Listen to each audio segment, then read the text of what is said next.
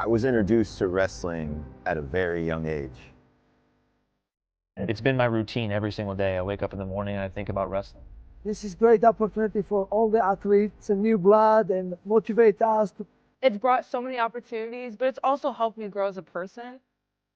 But every great story begins the same way. Someone believes. Long before everyone else does. Then belief becomes commitment. Commitment becomes sacrifice. And sacrifice becomes something the world can no longer ignore. Welcome to RAF Cleveland, Ohio. Bringing the entertainment side to such a humble sport is going to make this sport, it's going to bring it to a whole nother level. I always liked freestyle wrestling, and when RAF started to do the big shows, and I said, why not? I can compete. To see how well RAF has done, and they're approaching their first year, and we now have an international card, they have next gen, they have amazing opportunities coming out, and it's been especially such a big blessing for the wrestlers. I've always wanted to be the greatest wrestler of all time, and that's inspiring to me. I want to do what God wants me to do. Tonight, we show the world that year one was just the beginning. Year 2 starts now.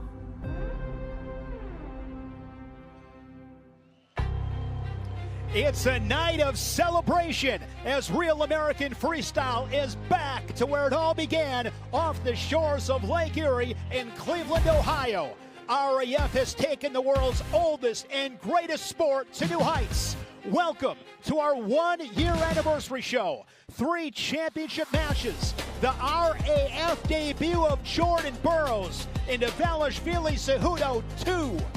It's time to rock and roll here in the land.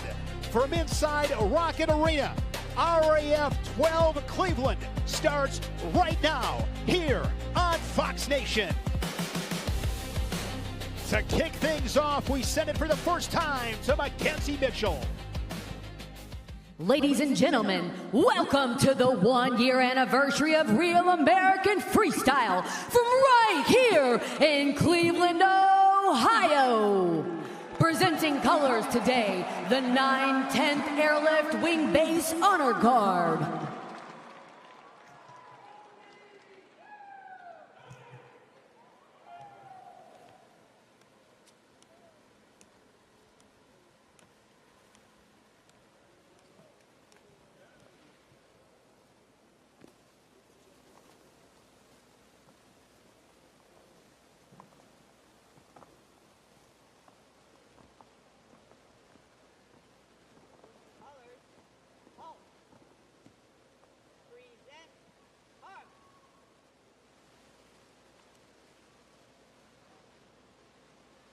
And here to sing the national anthem, please welcome Alexis Wilkins.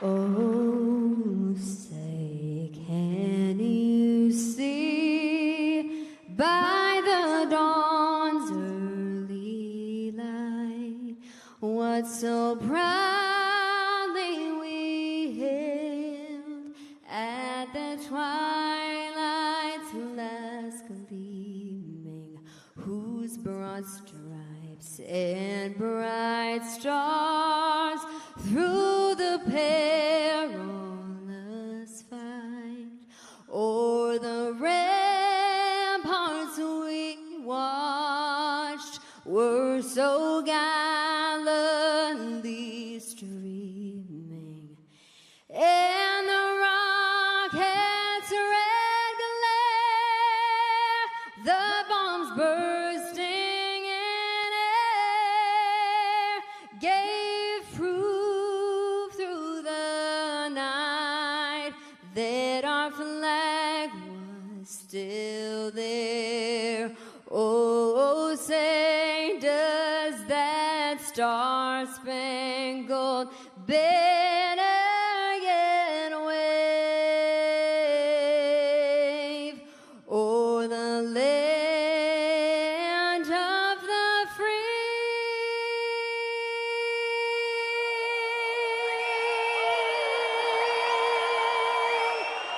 In the home of the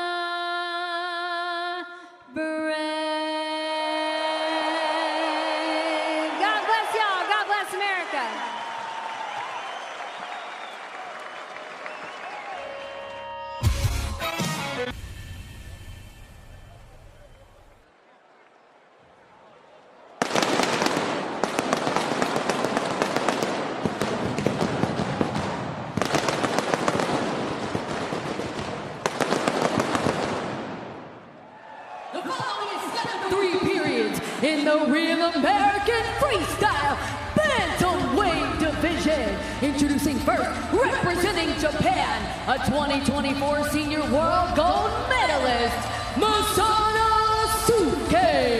Ono. 12 amazing matchups on this card. You talk about starting with desserts. Masanosuke Ono, one of the young global superstars in freestyle wrestling. The Japanese superstar, just 22 years old.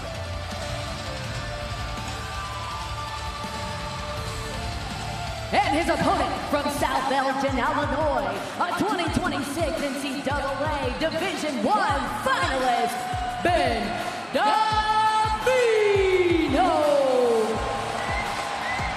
The Big Ten champion from Ohio State, 20 years old, Ben Davino. Wrestled at RAF 11 in Milwaukee, back on the RAF stage for the second time. Davino and Ono. Chael, I mentioned it. Talk about starting with dessert first. What a matchup to kick things off here in Cleveland. I can't believe these guys just walked out. This is the I got to see a WrestleMania live with my son, and they started with a title match, and Sparks, I swear that's what we're watching right now.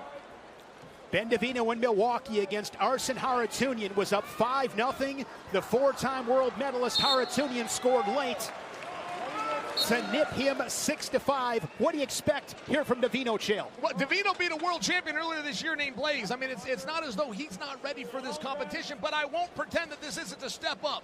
The buck stops with Ono. Last time I got to see him wrestle personally was against Spencer Lee. Ono came out on top, just for perspective. That was back in February in 2025 at a Flow Wrestling Night in America event in Coralville, Iowa. And Ono is amazing with those snap downs. He's got that technical precision. He is one of the electric rising talents in global wrestling. In Real American Freestyle, 3 2-minute periods. Good job. Nice job. And Sparks, no grounded opponent. I like to mention that. So when we're in a position like that, if you get pushed out, you're giving up a point, and that is why it is Ono 1, Davino 0. Down to 55 seconds. Ono burst onto the scene in 2024, won the world title. He beat the Olympic champion Ugaev of Russia 10-2, beat the returning world champion Vito Arusha 12-0 en route to that title. He outscored his opponents 55-2. Juliana, this is some kind of smoke. Yes, it is, and like you said, it's amazing that we get to have this as our first opening bout because this could have been a main event. 1-0 score, half a minute remaining. Our 1-year anniversary show, a packed house here inside Rocket Arena. Down to 20 seconds. Collar tie, able to clear that. Ono goes back to the collar tie. He's got the wrist of Davino. Sparks, it's hard for me to watch this match and not think of our own Bo Bassett, who, by the way, just won a world championship about 3 hours ago. But as we foreshadowed to next year, Bo Bassett could be on the mat with either or both of these two. Ono will take a 1-0 lead to the second period. Congratulations to Bo Bassett, a U20 world champion. He's on the RAF roster, as is Aiden Sinclair on the RAF roster. Also, world champion. What were you naming Sinclair? You were calling him the something panda, or you were calling him the, what'd you call him? The Red Panda. The Red Panda. Speaking of world championships, you know who just won? Ono's little sister. Yesterday, Konami Ono had the cutest little after celebration dance I've ever seen. It was adorable. He comes from a family of killers, Ono. Ono has Coach Sanderson and Jordan Conway in his corner.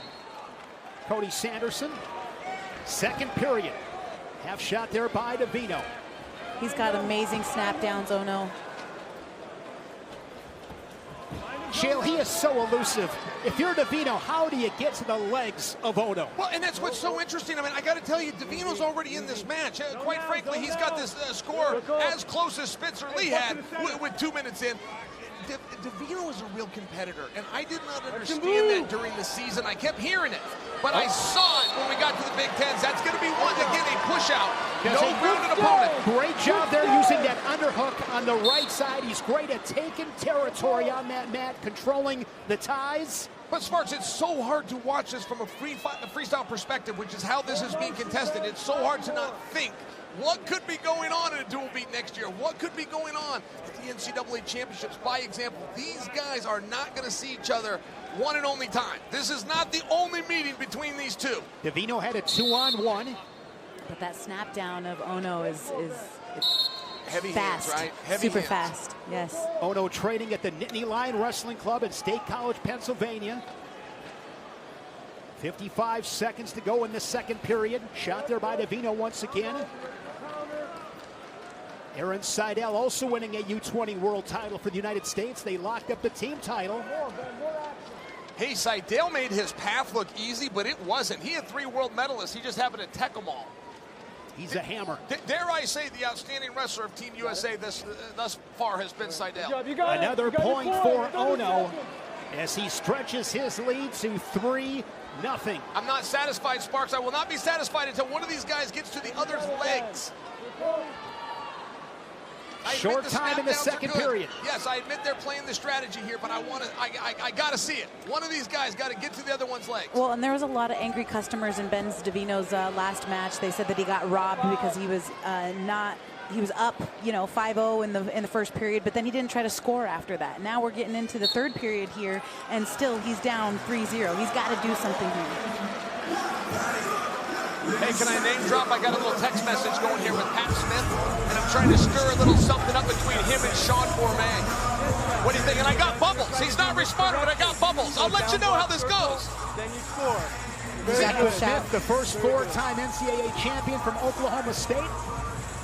Sean Gourmet here tonight, the head coach of the Wolverines. Ben Divino down 3-0. But he's not backing down. He's not fading yet. The Big Ten champion with work to do. Divino, the Big Ten freshman of the year. He's down 3-0 to the 2024 world champion at the senior level and the U20 world champ. I've seen it multiple times. Ben Divino getting stuck underneath that front head snap of Ono. He needs to wrestle out of that to get some of his own offense off. Chael, his mat awareness is incredible. That was amazing. He knows exactly where he's at. He is so fluid. He's like a ninja. And I got to give this to Ono as well. I mean, he doesn't have your typical square stance. He's not covering one leg with one hand. He's standing up a little bit. I feel like there's opportunity if Divino will fire some shots. Divino doesn't agree. Divino's not feeling whatever it is he's looking for. He's not finding it, but I wish that he would just go. That perfect shot isn't always there. Start now, Ben. 4-0 as Ono has been able to control this match. All 4 of his points, single points. But look how he just controls the center. I mean, he's not necessarily the bigger man, but he wrestles like he is. He's not necessarily the stronger man, but he wrestles like he is. And he so holds composed. position. Exactly. There's a low single, but defended by Ono. Inside of a minute remaining. The first of 12 matches on this one-year anniversary show. Real American Freestyle. We are back in Cleveland. All right, Divino's going for these legs now. He's got a sprint. He's got 45 seconds to get some points on the board. At this stage of the game, he really needs a 4-point move. If he was able to pull off that impossible task, he would win it on criteria. But look at the patience of Ono. I mean, he's just standing his ground. He knows where he's at. I mean, it's a game of real estate at this point. Putting on a clinic. Yeah, that's right. He doesn't have to beat anything but the clock right now. So composed. And what a great match for the first Open, for our first year show. We get the dessert first, like you said, first. Shane. I love it. And it's Ono's debut. I mean, what a debut. Hand down. Ready. Direction change. Masanosuke Ono. I'm impressed. 4-0, the final score as he knocks off Ben Divino here in Cleveland.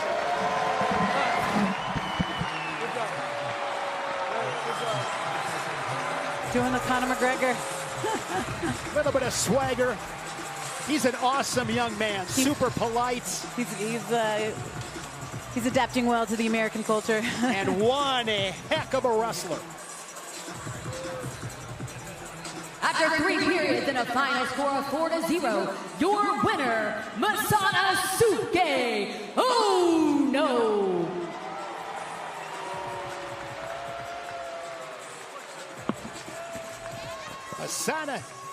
Daisuke Ono, the Japanese star, now with Chael Sonnen. Konnichiwa, young Ono. Welcome to Real American Freestyle. How did it feel? Yeah, he was so good. I mean, I wanted more like score, like take 4, but I mean, I'm sorry. Let me ask you one simple question, and we'll get you to the back. Who do you want to face next? Next? I want to do Higuchi from Japan. I mean, he's Olympic champ, and then, yeah, I mean, I want to do Higuchi. That would be a great match. Young man, congratulations. Get in the back and get some rest. Give it up for Ono.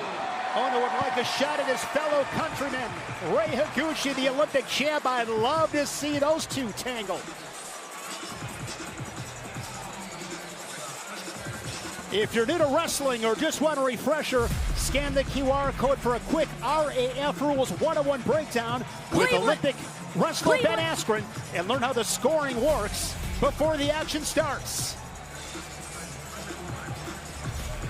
Coming up next, Tyron Woodley, a two-time All-American at Missouri. And Joaquin Buckley making his second appearance in RAF. He fell to Pat Downey.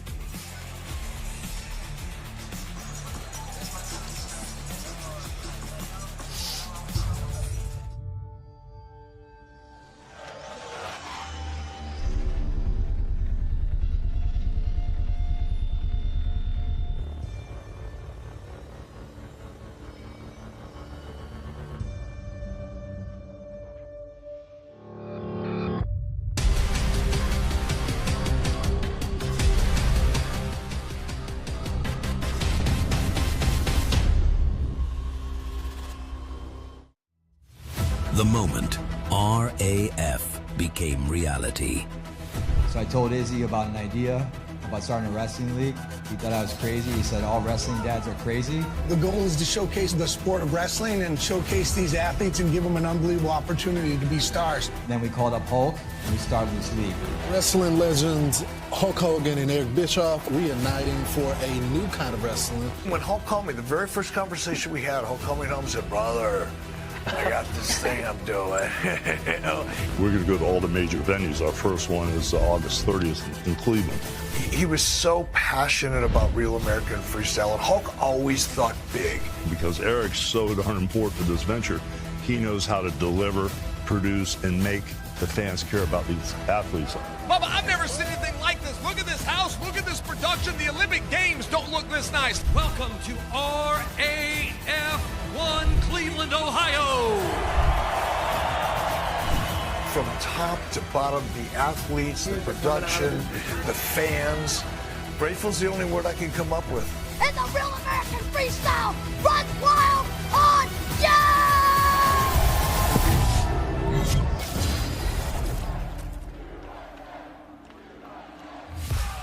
Cleveland, Ohio. RAF back to where it all began. It has been a dream. Taking the wrestling world by storm. Global events, of course. RAF Next Gen, a look at the future stars. Matt Side here inside Rocket Arena. I'm Shane Sparks. So glad to have you with us. Our 1-year anniversary show. It has been phenomenal. A great night tonight. It is a packed house here inside Cleveland. A hotbed in this country for wrestling. Tonight, a huge night. 12 matches. We have 3 titles on the line. Salkazanov and Carr in the Welterweight Championship. Can't wait to watch Wick and Nolf go back at it again. They were here at RAF 1. It was Wick over Nolf. 10-8, Cejudo and Dvalishvili 2. They will have a tough act to follow from that matchup they had in Tbilisi, Georgia. It is always great to be joined by the 2-time former UFC champion, Juliana Pena. Of course, the Division I All-American, the UFC Hall of Famer, the bad guy, Chael Sonnen. Let's start with Dvalishvili and Cejudo. You were there in Georgia. That was a night to remember. Wrestling one. I cannot wait to watch these two go at it again. Absolutely. Merab captured lightning in a bottle, beating the Olympic gold medalist in his home country. I know what it's like being an 11-1 underdog when I won my title, and no one expected Merab to win. But now the stakes are even higher. There's a title on the line, and Henry is coming for this win more than anything, especially now that he's on his home turf. Well, this is the biggest upset in wrestling history, dare I say, in sport. I don't really remember something. When Jake Paul started boxing, I remember thinking when he was beating those boxers, that would never happen to us. Nobody will come over here, no matter what athlete you are. You'll never beat one of our champions unless you've done this your whole life. And then Merab did it. We need this. The wrestling community needs this rematch. The wrestling world also needs some more. Jordan Burroughs, the Olympic champion, the 6-time world champion, one of the all-time greats. Jordan Burroughs making his RAF debut tonight against Sean Brady. Remember when Cael Sanderson stepped on the scales in 2011? You remember fantasizing that John Smith would do one more match? Because this is this generation's GOAT. And we didn't know we were going to get Burroughs again. We didn't know he was ever going to do this. But he's here tonight. And by the way, Sean Brady, that's a tough draw. He shouldn't have called out Sean Brady, you guys. And I'm not just saying that. Sean Brady used to be a former auto mechanic. Then he turned into the #5 welterweight in the UFC. Then these BJJ guys started calling him out. And now the GOAT is calling him out. This guy is going to be changing your carburetor by day and putting you on your back at night. Do not challenge this man. It's an amazing card here tonight in Cleveland. And with more on another featured matchup, let's send it to Abby Hornacek. Yeah, that's right, Shane. Tonight, Bo Nickal makes his return to Real American Freestyle 1 year after RAF won to prove that he's still elite in 2 different combat sports. Just to recap, RAF won. He decided to return to his roots of wrestling after spending years focusing on his UFC career. Then he came and he dominated Jacob Cardenas, 3-time All-American, to prove that he still can compete with the sport's best. Now 1 year later, Nickal returns fresh off a TKO victory in the UFC, and another star is waiting for him, Max McEnelly, the reigning NCAA champ, who will make his RAF debut at the same Rocket Arena right here where he captured that national championship. Now Max has the opportunity to defeat one of the most accomplished wrestlers of his generation, but you know what? He's going to have to do his darn best, because Bo told us yesterday, hey, even though I've taken a break from wrestling, it does not mean that I'm not still the best in the world. So Shane, we'll see if he can prove that tonight. Great stuff, Abby. Looking forward to watching those two guys collide in McEnelly and Nickal.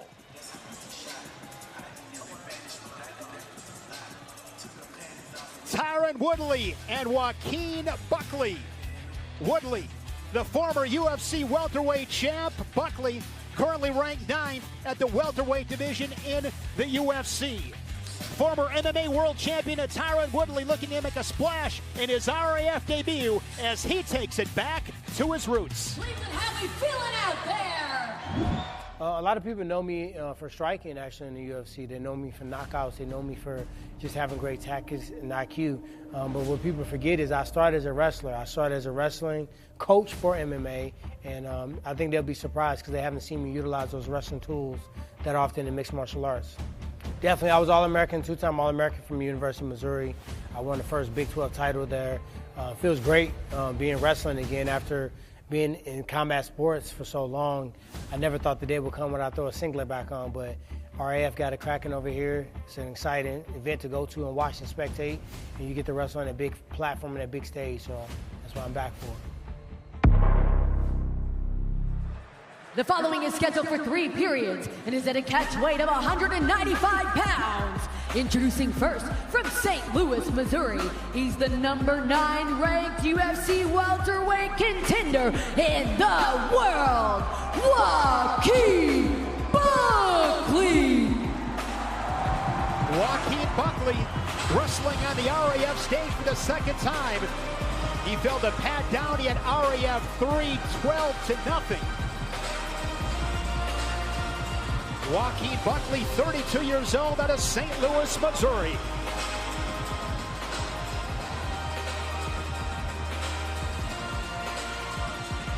And his opponent, accompanying Tyron Woodley, is recording artist Aaron Cole and Tyron's son, TJ Woodley.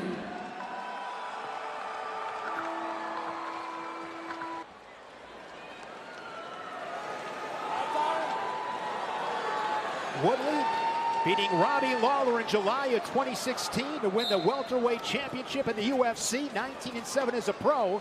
And he's got the wrestling experience, Chael. Yeah, he sure does. I saw him have a match. He lost the match, but it was a dogfight. It was 6-4 against Johnny Hendricks. Just for perspective, I mean, he was that good in his college days, but it's removed a little bit. Now, Buckley is not a lifelong wrestler, but a lot of people think he is, because when he did MMA, he was so wrestling heavy. I'm very interested in this.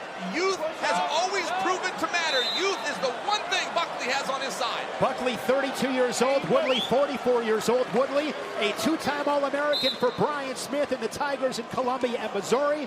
Won a Big 12 title for Missouri. Woodley leading it 1-0. Was able to defend that straight-on double attack by Buckley and gets the step-out point. And Joaquin just looks physically bigger, does he not? Yeah, and Woodley's feet, by the way, I've noticed this myself as I got older and I try to wrestle even around with my son. Your feet are just heavy. It's hard to move your feet. As I'm watching Woodley in this stance, he hadn't wrestled in a while, and I can see a little of that rust. Yeah, but he did say that he was going to use his jiu-jitsu, his striking angles in order to be the complete wrestler tonight, and I think that that's kind of what you're seeing. He's trying to use all of those combat sports and put them together for tonight, because it has been 16 years since he's competed on a wrestling mat. Buckley's on the shot clock. 30 seconds to score. Now he's down to 15 seconds. No. Oh, I don't think so. He stepped out. It was 4. I thought he stepped out before he went down. They called it 4.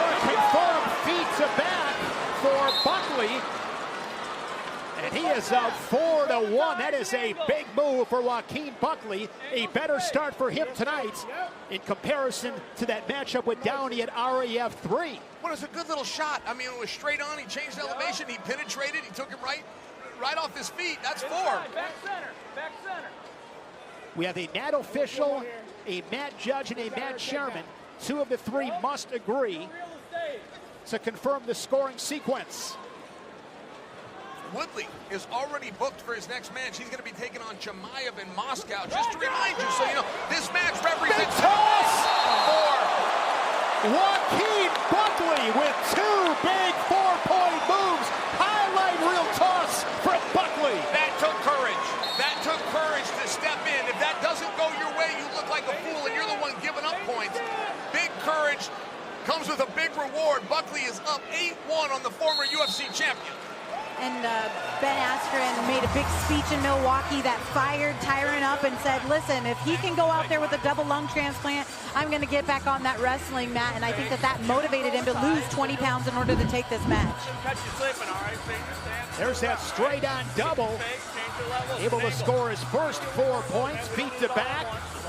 And this was a big time toss from Buckley. Had that arm trapped.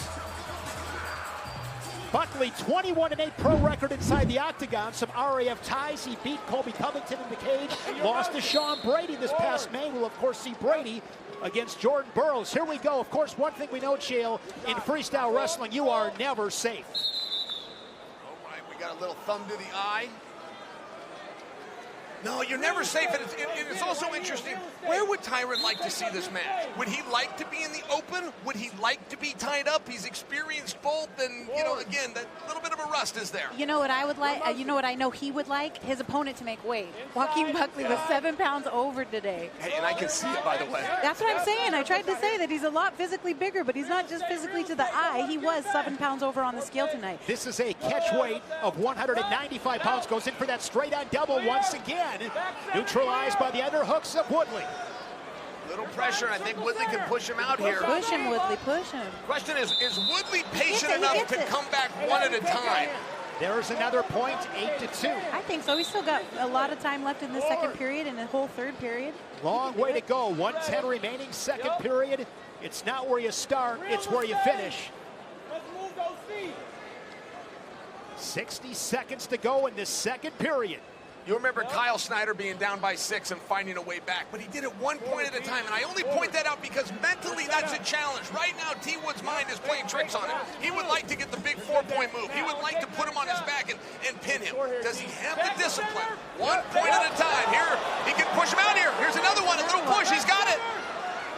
At least one. Has that front headlock near the edge. He gets another one, and slowly, Woodley inching his way back into this match. Now just a 5-point lead, 8-3. I'm happy for him. He's not just laying over and letting Buckley steamroll him. He's fighting back. I love that for him.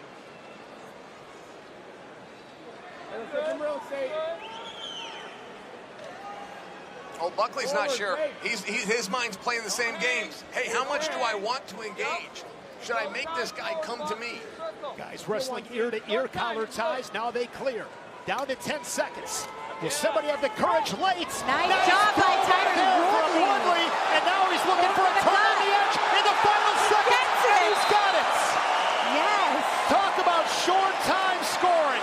4-point score by Tyron Woodley in the final seconds of the second period. We got ourselves a dogfight to the third. That's a big deal right there. Just to remind you, in Tyron's heyday, he was doing collegiate. He wasn't working on parterre. He wasn't gut-wrenching people. That might be one of the first gut wrenches he's ever scored with, and he got it at the right time. He needed those 2 points. Fantastic transition wrestling there from Woodley.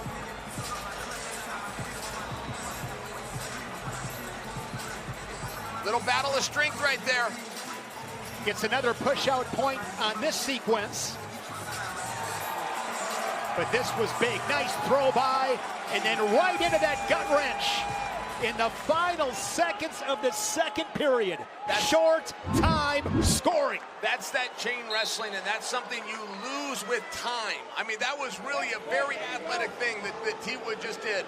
I think he needed to feel that in the first period. He needed to feel Buckley's shot, and then once he got the timing of it, he was able to just throw it by. This was once 8-1 in favor of Buckley.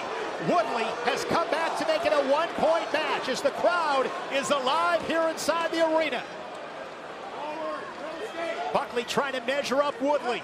My advice to Buckley, Sparks, if I was in his court, make him come to you.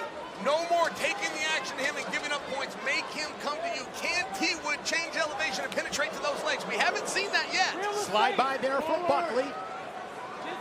Both these boys from St. Louis. Joaquin Buckley looking up to Tyron when he won his world title against Robbie Lawler. He said it's awesome to be able to go and compete against your former heroes. I love watching these legends compete. Straight on shot once again. Ooh, and a re-attack from Woodley. He doesn't know where he is. He needs to circle right here. Buckley's got the circle. He's going to give him one. He's got the push. And Woodley gets that step-out point, and he leads it, scoring that last point 8-8. He's going to win on criteria, Shane. Still a long way to go, 54 seconds. But Woodley has been savvy, the veteran. He's got to hold him. So now if you are Buckley, you trail. You got to get to your offense, and Woodley's been really good. And I will just tell you, watching Tyron come back does make the Chimaev proposition a little more interesting, doesn't it? It does. That'll be in Moscow, Russia, September 5th. A shot, big, heavy hips defended by Joaquin Buckley. Nicely done. Looking to drag out of there. He tried. Buckley's got the head and arm. We're down to 20 seconds as we're back to our feet. I wonder if that was choking Tyron a little bit. He was stuck like a duck underneath there. Put your seatbelt on. Here we go. He was stuck like a duck. He was. Yes, he was. Dude, honestly, he looked like he was probably squeezing his lights out. Here, Woodley want to circle your feet. Nicely done. That's another one. Goes for that throw again this time. But Woodley defends. He gets the 4, and he's up 12-8. You guys, I'm so happy for him. He's the older guy. He's a former champion. He took the hard wrestling match against the young buck. 11 unanswered. And in his RAF debut, he's going for it. He's going for it. It is going to be Tyron Woodley, 14-8. He just made up his mind. He grabbed him in that bear hug and he said, "Sit down." He willed it. The chosen one prevails in Cleveland.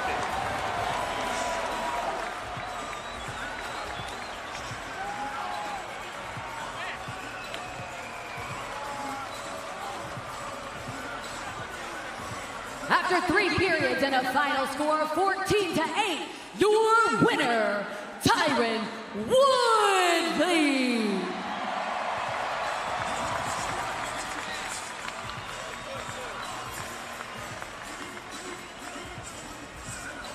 Chael Sonnen awaiting the chosen one.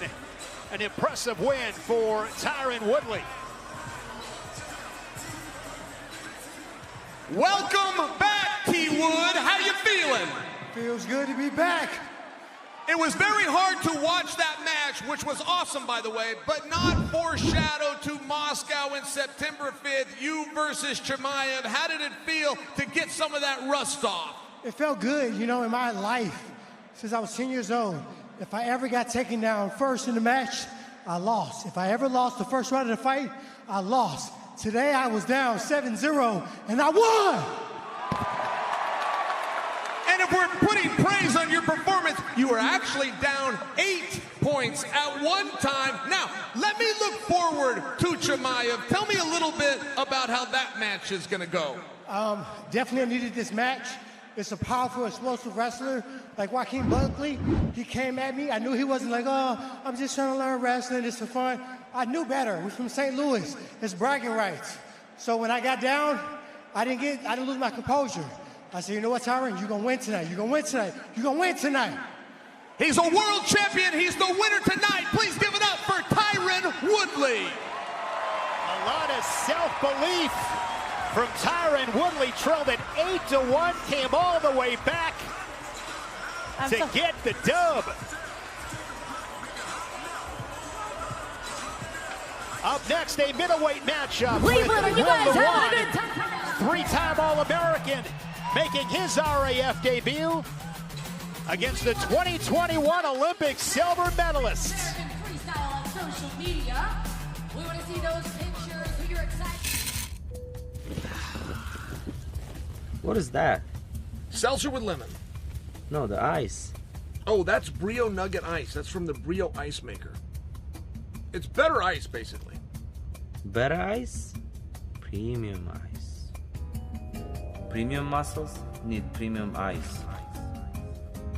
You know that's not what it's for. Works.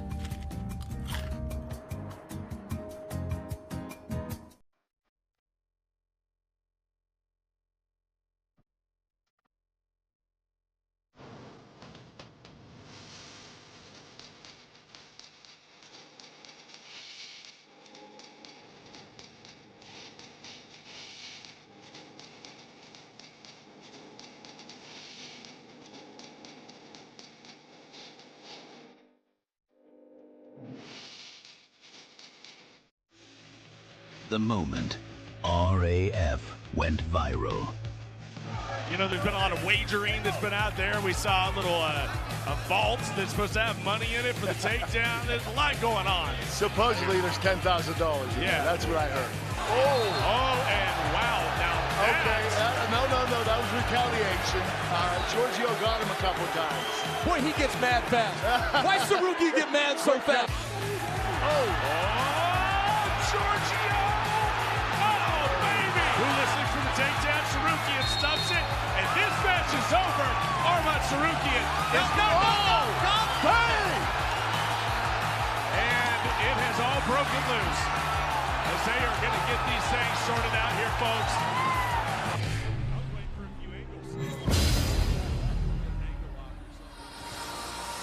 Sugar Sean O'Malley enjoying that heated exchange with Arman Sarukian and Giorgio Poulos as we look back at some of the great moments in our first year of Real American Freestyle. Packed house here in Cleveland. Up next, Will Lewan and Cuddy. Will Lewan from Chicago, Illinois, making his RAF debut, 26 years old. A tall task against the 2021 Olympic silver medalist at 74 kilos. The following is scheduled for 3 periods in the Real American Freestyle Middleweight division. Introducing first, representing Bulgaria, a 2021 Olympic silver medalist, Khinchegashvili. 32 years old, born in Russia, now repping Belarus. A 2-time Olympian.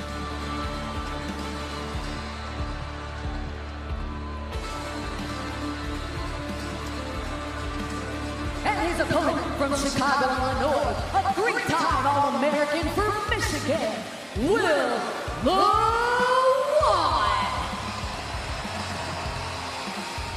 Will Lewan, 5th for the Wolverines in 2022, 8th in 2023, was an NWCA second-team All-American in 2020. Placed 5 times in the Big Tens, 3 times in the top 3. Made the Big Ten finals on a couple occasions. What excites you most about this showdown, Chill? I want the winner to take on Jordan Burroughs. That's what excites me the most. Kadi, I appreciate the Olympics. I appreciate the back and forth with Kyle Dake. The mere fact that he thought he could beat Kyle Dake, the mere fact that he stepped to the line against Kyle Dake, he's got my respect. And Will Lewan, by the way, is not to be played with. This guy has been in the backside of more brackets, had to come through the hard way to get his respect. This guy's a competitor. Went for that lat drop and didn't quite pan out for him. Will Lewan, junior freestyle national champ in 2017, 5-time Fargo All-American, cadet world champ in 2017. He's got a deep skill set. He can hurt you in different positions. But Sparks, how many times have we seen Lewan in a back? Uh-oh, he's hurt. Grabbed his right hamstring. I'm trying to see. I think it's just locked up. I don't think he tore something. I think it locked up. I could actually see my mother used to call it Charlie horse. Yeah. I think that's the right term, by the way, Charlie horse. Well, yeah, but yes. Hey, you said duck earlier. Don't give me a hard time. No, it's not that. It's that the Charlie horse where I come from is a little bit different than, like, you know, cramping your hamstring. Yeah, there it is.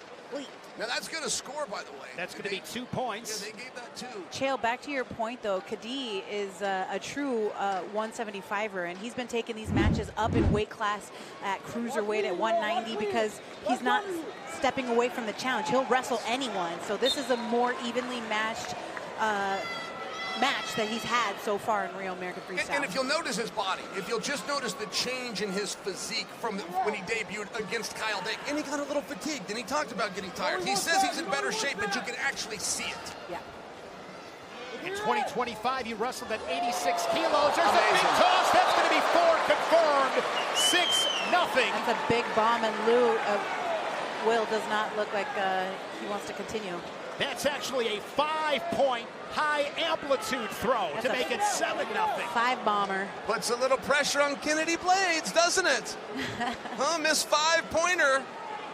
She's going to have somebody giving her a run for her money. Kadi 1-2 in Real American Freestyle. He beat Dustin Plott. His losses to Kyle Dake and most recently Evan Wick at RAF 6. A good start in this first period. 7-0. 40 seconds to go. And poor Will Lewan, that he's going to have to continue to wrestle when he knows that his leg is compromised. That sucks. Well, and I don't see Sean Bourmet in the corner, but this is something that perhaps he may need to get involved with. Absolutely. There are times you've got to stop a match, and Will is he's being tough right now. He is definitely compromised. Yes, he is.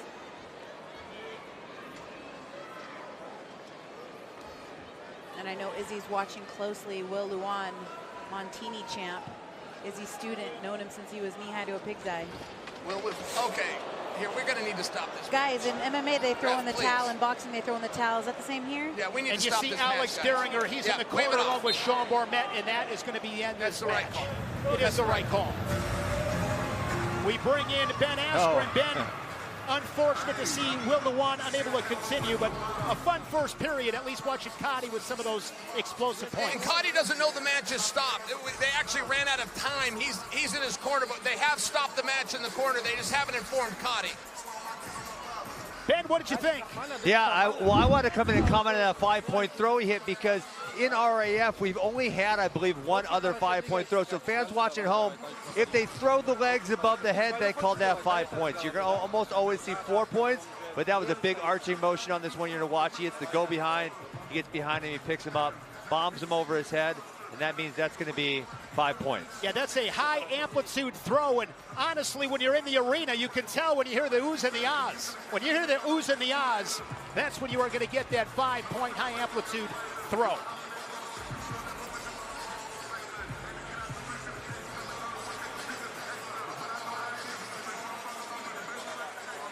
To Mackenzie Mitchell. Your winner by injury default, Kadi. I have no problem with that. That was a great wrestling match. The guy got hurt. This was the right call. On to the next one.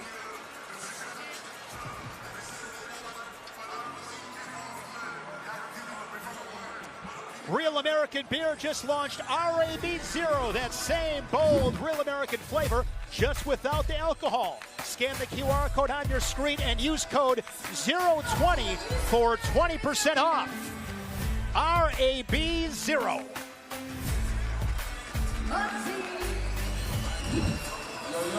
Max McEnelly here inside Rocket Arena, awaiting Bo Nickal. Max McEnelly coming off his NCAA championship in this arena this past March. And Bo Nickal, speaking of this arena, take it back to 2018. He pinned Miles Martin, won an NCAA title, and that put an NCAA team title on ice for the Nittany Lions.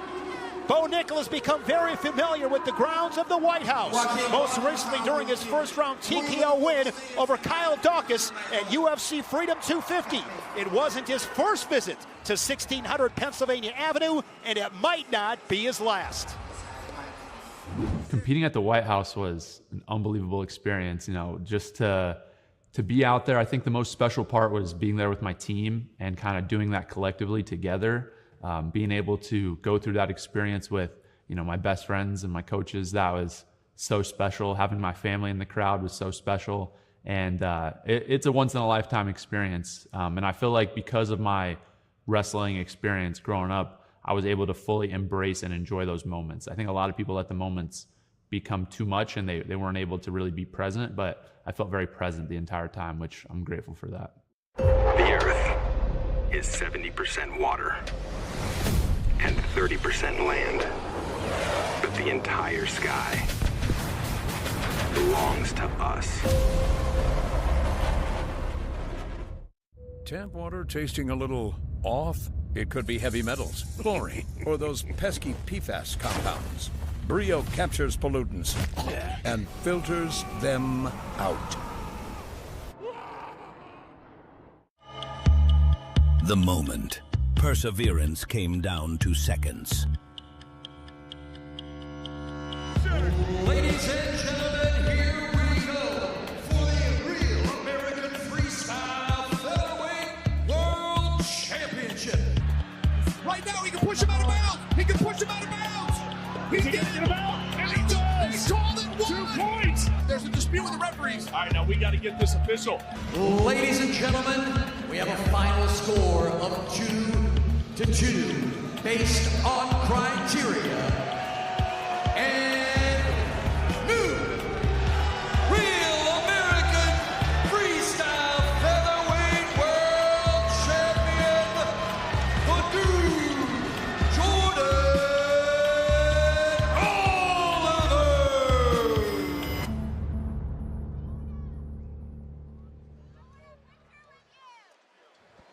Cleveland, Ohio, the land. 1-year anniversary show here inside Rocket Arena. Last year we were inside the Wolstein Center. Now Rocket Arena, home of the Cleveland Cavaliers, as Real American Freestyle continues to explode.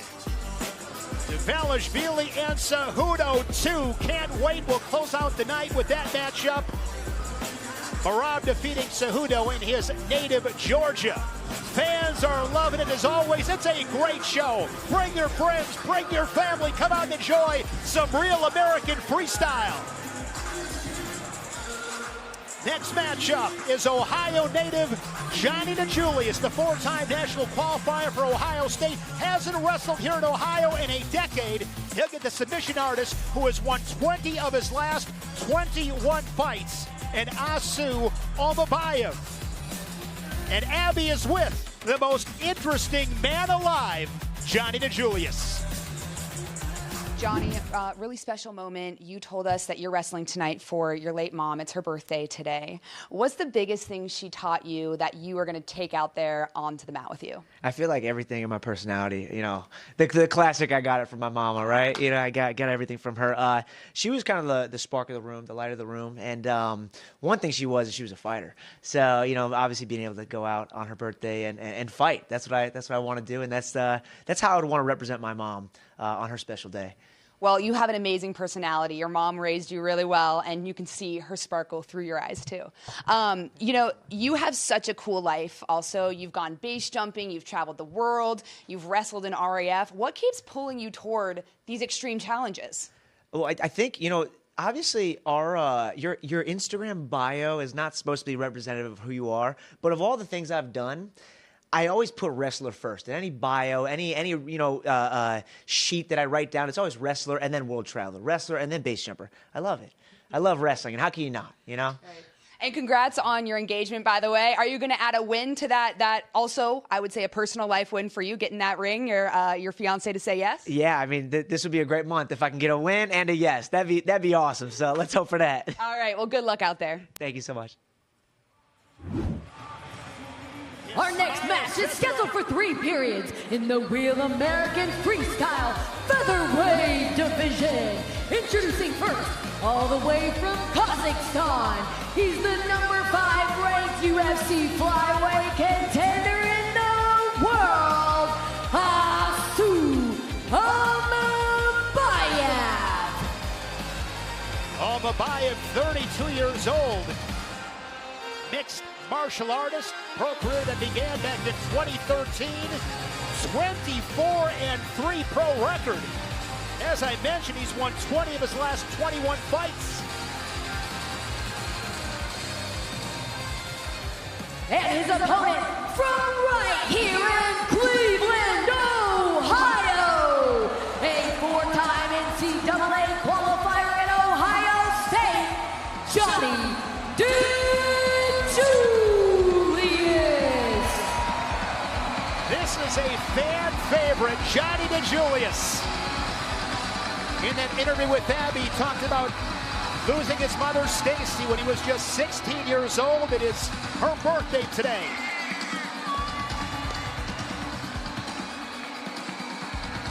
Was a 3-time Ohio State champion at Walt Jesuits before heading to Columbus. Over 100 wins in that Ohio State singlets. And by the way, 2015 team championship team for Tom Ryan and the Bucks. Go ahead. Just a cool guy. Yeah. Right? Coolest guy in the world, Chip. Fantastic coach. I've seen him work with children. Dare I say he's one of the great must-attend cancer. Nice. He just gave up 4 points here. Gonna try to pin him right here. DiJulius. Nice. Had Almabayev on his back. He gets the quick 4, 20 seconds in. It takes such an edge off when you can go out and grab a quick 4 like that. You can start to relax and really go out and wrestle at that point. And Johnni DiJulius got such an infectious personality. He's such a great guy, like you guys said, but this is the best we've seen him so far. He's 1-2 in RAF.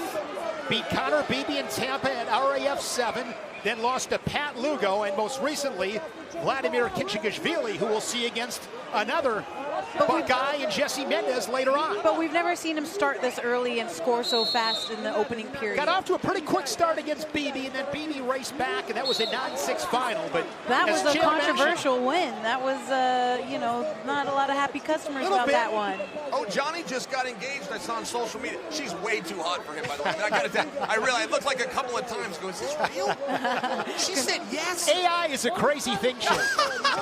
Don't be funnier than me, Sparks. Congratulations to Johnny going. Oh, nice step there for DiJulius. It was the same move. It was the same move. And he's got a trap arm. This is trouble for Almabayev. There's going to be 2 more. He's going the other way. Back the other way. Can he get the 10? Yes, he can. Johnni DiJulius. The best we've seen him. I said it in the beginning. Happy birthday to his mother. What a win.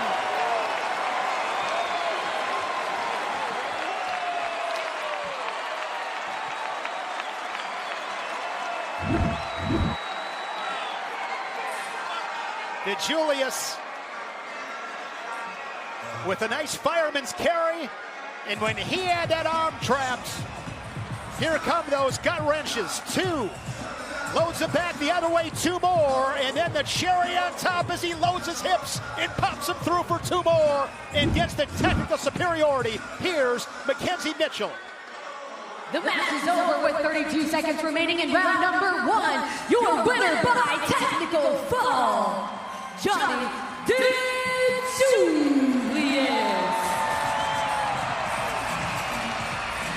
Johnni DiJulius with the bad guy.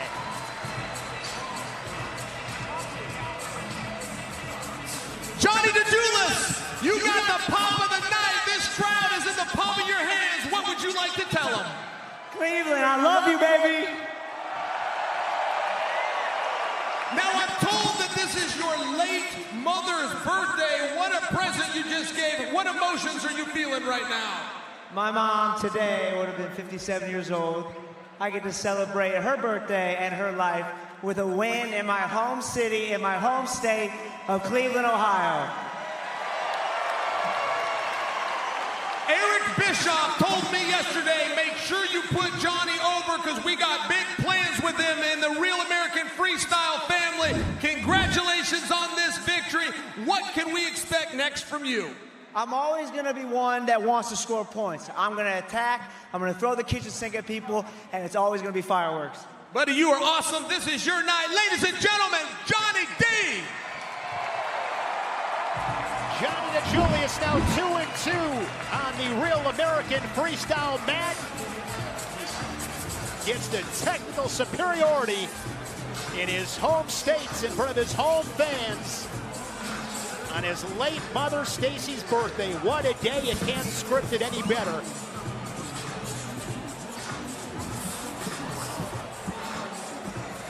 The Earth is 70% water and 30% land. But the entire sky belongs to us.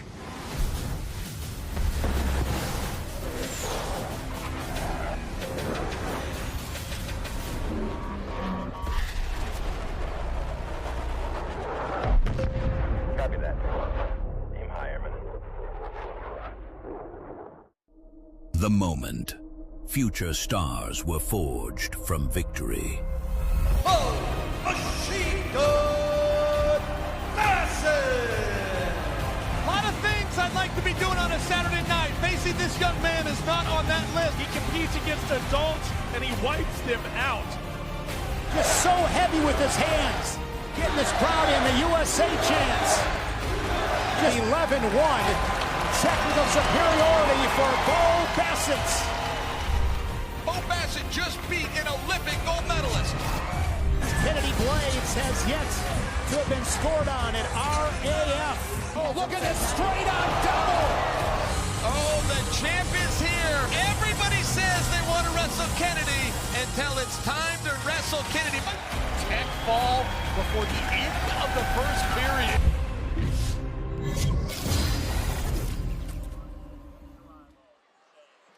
There's Kennedy Blades, the Real American Freestyle Women's Middleweight Champion.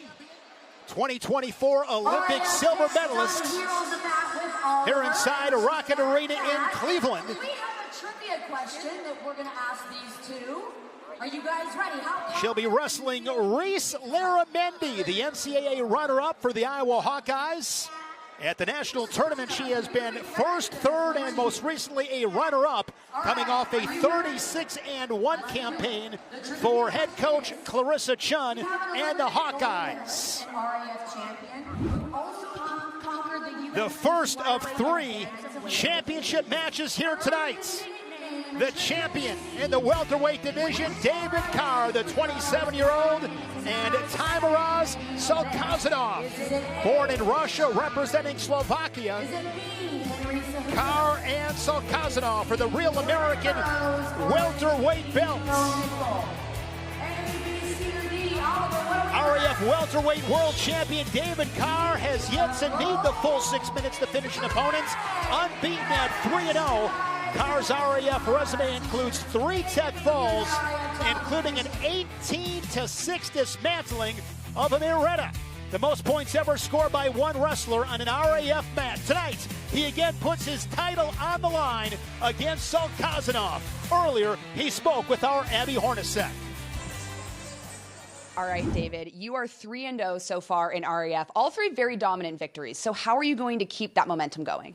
Yeah, just looking to score points, wrestling smart, things I like to do every match. So you wrestled Tajmuraz twice in 2025. You each won a match. How do you expect tonight goes? Hopefully a win. That'd be awesome, and to give glory and honor to God, and yeah.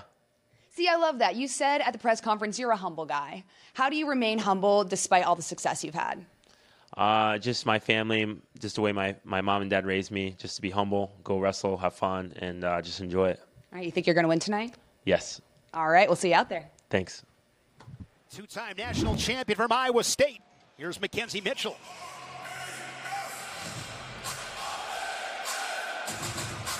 Ladies and gentlemen, please welcome the challenger, Tyron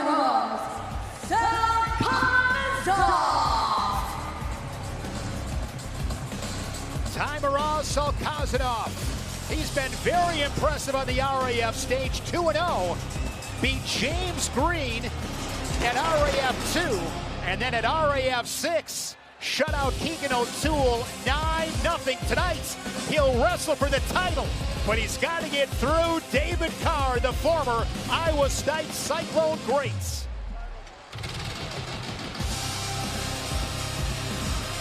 And please welcome the Real American Freestyle Welterweight Champion, David Carr. The first 5-time All-American in Iowa State program history, 3-time finalist, 2-time national champ, a career record in Ames of 120-5. That is his father, Nickal. He was a 3-time national champ for the Cyclones. In 1988, Olympic bronze medalist in Seoul. David Carr, the look of focus. With our championship introduction, again, here is Mackenzie. The following is scheduled for 3 periods and is for the Real American Freestyle Welterweight Championship.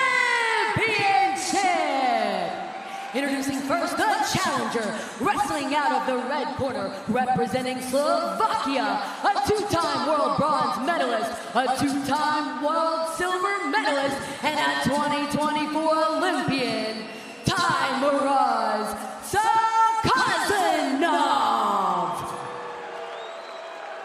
And his opponent, wrestling out of the blue corner from Canton, Ohio, a 2019 Junior World Champion, a 2-time NCAA champion for Iowa State, and he is the Real American Freestyle Welterweight Champion, David Carr.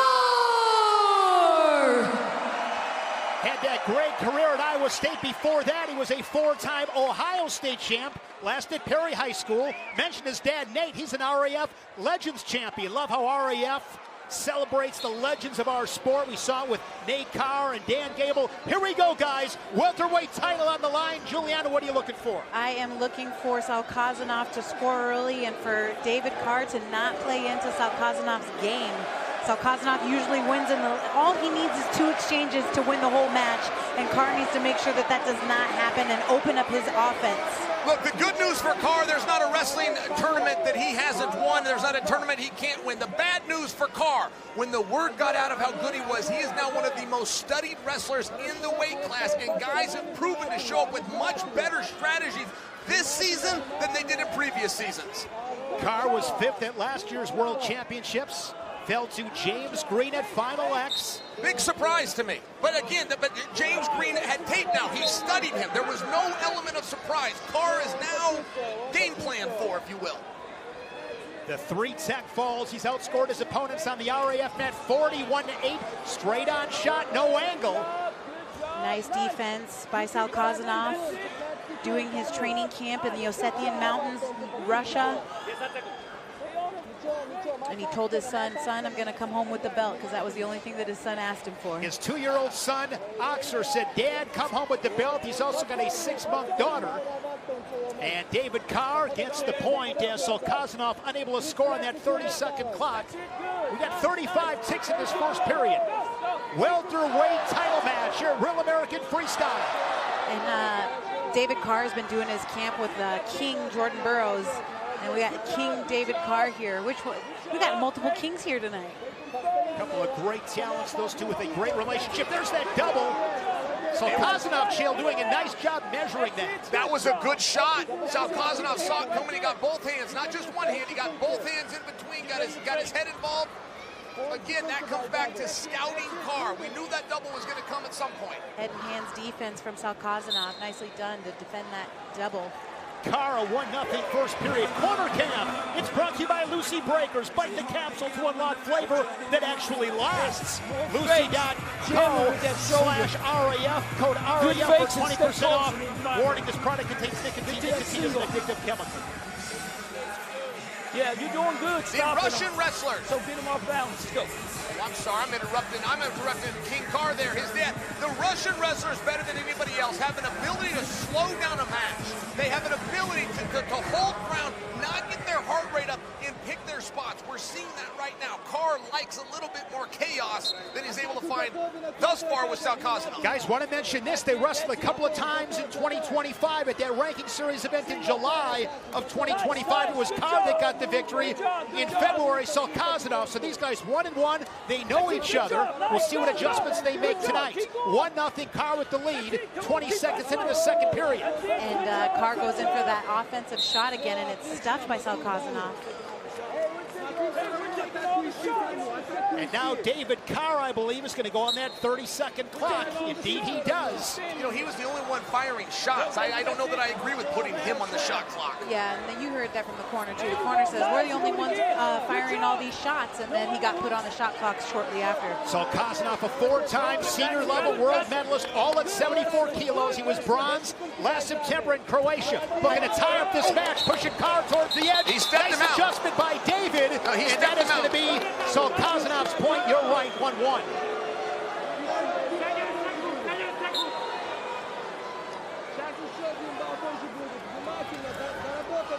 Nice hits again by Salkazanov.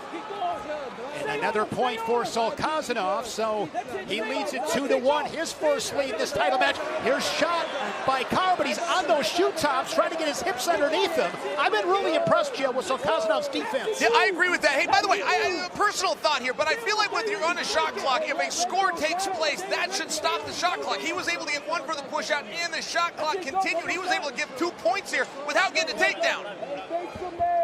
Those are the rules. I'm not contesting them. I'm just telling you that I have a little bit of a discrepancy. Oh, nice Went for the super duck. He can push him out here. He can push him out here. He gets it. Now 3-1. That was a lapse by Carr right there. That was a lapse. He generally knows right where he is. He generally knows to wrestle. He stopped just for a moment, and that point could really play into the future of this championship match. Carr down by a pair. Level change once again. Collar time from Salkazanov. Looking to dig that underhook on the right side. Doing a nice job keeping territory. Center of the mats. Let's go, this guy. Give one this period. Final seconds in the second period. That's it. Stay close. Pump fake. Look at Salkazanov just hold his ground, though. Let's bring in Ben Askren. Ben, what are you seeing? Man, great chess match between two of the best wrestlers in the world. I think David Carr needs to go to his single leg. His double leg hasn't gotten all that close. On that last one, he almost got his hands off on the single leg. I think that's his path to victory, and one takedown still wins it, guys. So he is right in this match. I think he needs to get in tight, look for his single, and get to the leg. Good analysis from Olympian Ben Askren, two-time national champ at Missouri. David Carr is back against the wall as both wrestlers sign a respect, slap hands, and here we go. Salkazanov, 2 minutes away from the RAF welterweight world title. There's that single leg from Carr. He's got his hands locked. Been working all match to get to this position. Waterfall position, switches off to a double. He's down by the ankles, gets the 2, and now working on a leg raise. Carr spends a lot of time with Jordan Burroughs, and that is exactly how Jordan would have handled that situation. Takedown, and you're just going to take those legs and start turning. 5-3 for David Carr. Shot out of a cannon in this third period. When guys try to find the perfect leg lace, they never find it. Sometimes you've got 2 legs, treat it like a gut wrench. Just start rolling and figure it out on the way. Great job there by Carr. That was Carr showing some urgency, just getting after it. He's got the 2-point lead. Crowd is into this one. The USA chants here in Cleveland. What a night it's been here in Cleveland. 1-year anniversary show. Our first of 3 championship matches. There's that underhook. Circling, throws the whizzer. That is going to be scored 1 red and confirmed for Salkazanov. A one-point match. The crowd doesn't like it as the boos reign, but I think they got that right, Shell. You got to give it one way or the other, boy. That was awful close there. Two of our great referees saw it the same way. It is officially 5-4. My heart is pumping. We're inside of a minute. But this is that chaos that we talked about. This is why we love it, Chad. Yes. This is why we love it. But this is what Carr wants, man. He wants a dogfight. He wants action. He wants that heart rate high. Oh, there's that super duck attempt once again. Salkazanov just needs to win one exchange in order to walk away with his belt tonight. Big Carr's in the corner. He's telling his son, get in there again. Keep the pressure on him. Keep shooting. If you're Carr, you want to move, circle your feet in. Salkazanov is being patient, looking for his opening. We are down to 20 seconds. Salkazanov is resigned to the strategy to push him out of bounds.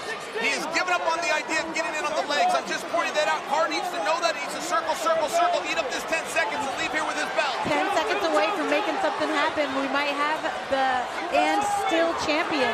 Final seconds. David Carr comes from behind. 5-4. And still your RAF welterweight champion.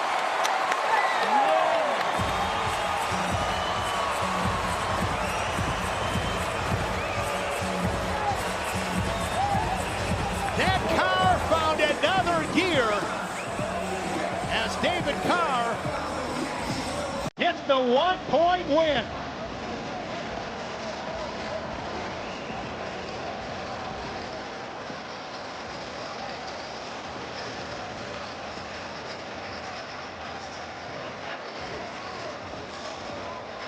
David Carr retains his championship belts here in Ohio.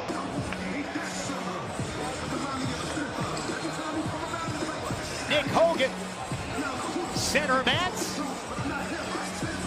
to give David Carr his championship belts, Mackenzie Mitchell.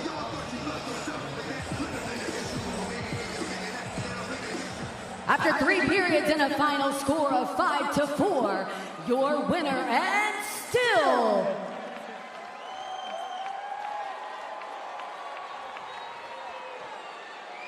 And there was a review because there was a challenge. In Real American Freestyle, there are challenges in championship matches. So hold on tight as we sort this out. Let's bring in Ben Askren. All right, guys. Oh, can you see me or hear me? We can hear you, Ben. All right, hey, on this one, Salkazanov is looking for a caution in one, fleeing the hold.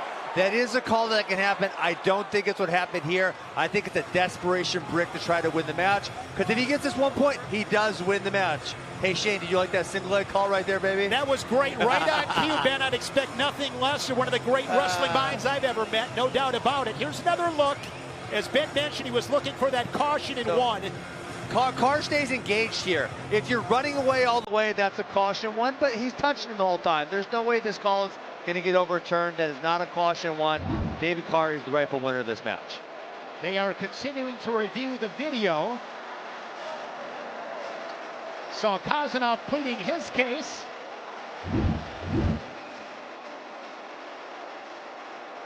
As Ben mentioned, David Carr staying engaged with Salkazanov. Circling his feet in. I think it's going to be really, really tough to overturn this. Yeah, absolutely. But it's a great challenge by Salkazanov. At this stage of the game, nothing to lose. King David Carr is the rightful and still champion, and I know he's looking for that gummy bear sponsor. All right, looks like the call holds up. Back up to Mackenzie.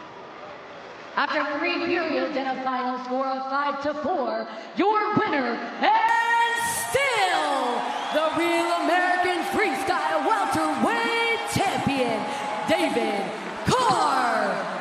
Here to present the championship belts, Nick Hogan. Nick Hogan with the belt, his father Nate's. All right, champ, I watched that match very closely. I'm very familiar with the rules. There was a discrepancy at the end. I did not see it. What was your opponent attempting to argue? I don't know. I feel like I took more shots. I stayed in the middle, but, you know, he's a good opponent, 4-time world medalist. I'm just blessed to be here. All glory to God. All right. That was a fantastic match. You defended your championship. That was your third time with that opponent. If he's in the rear view, what's next for David Carr?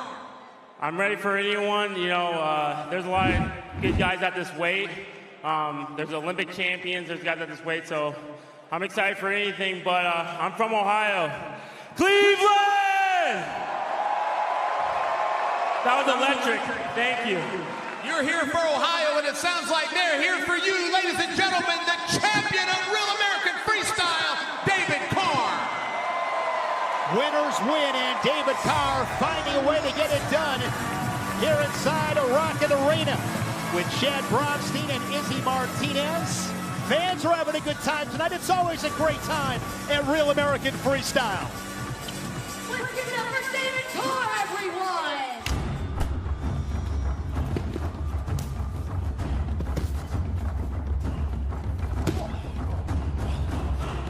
Water break.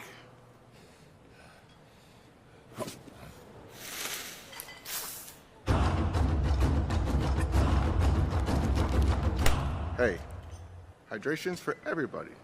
Everyone needs a good water break.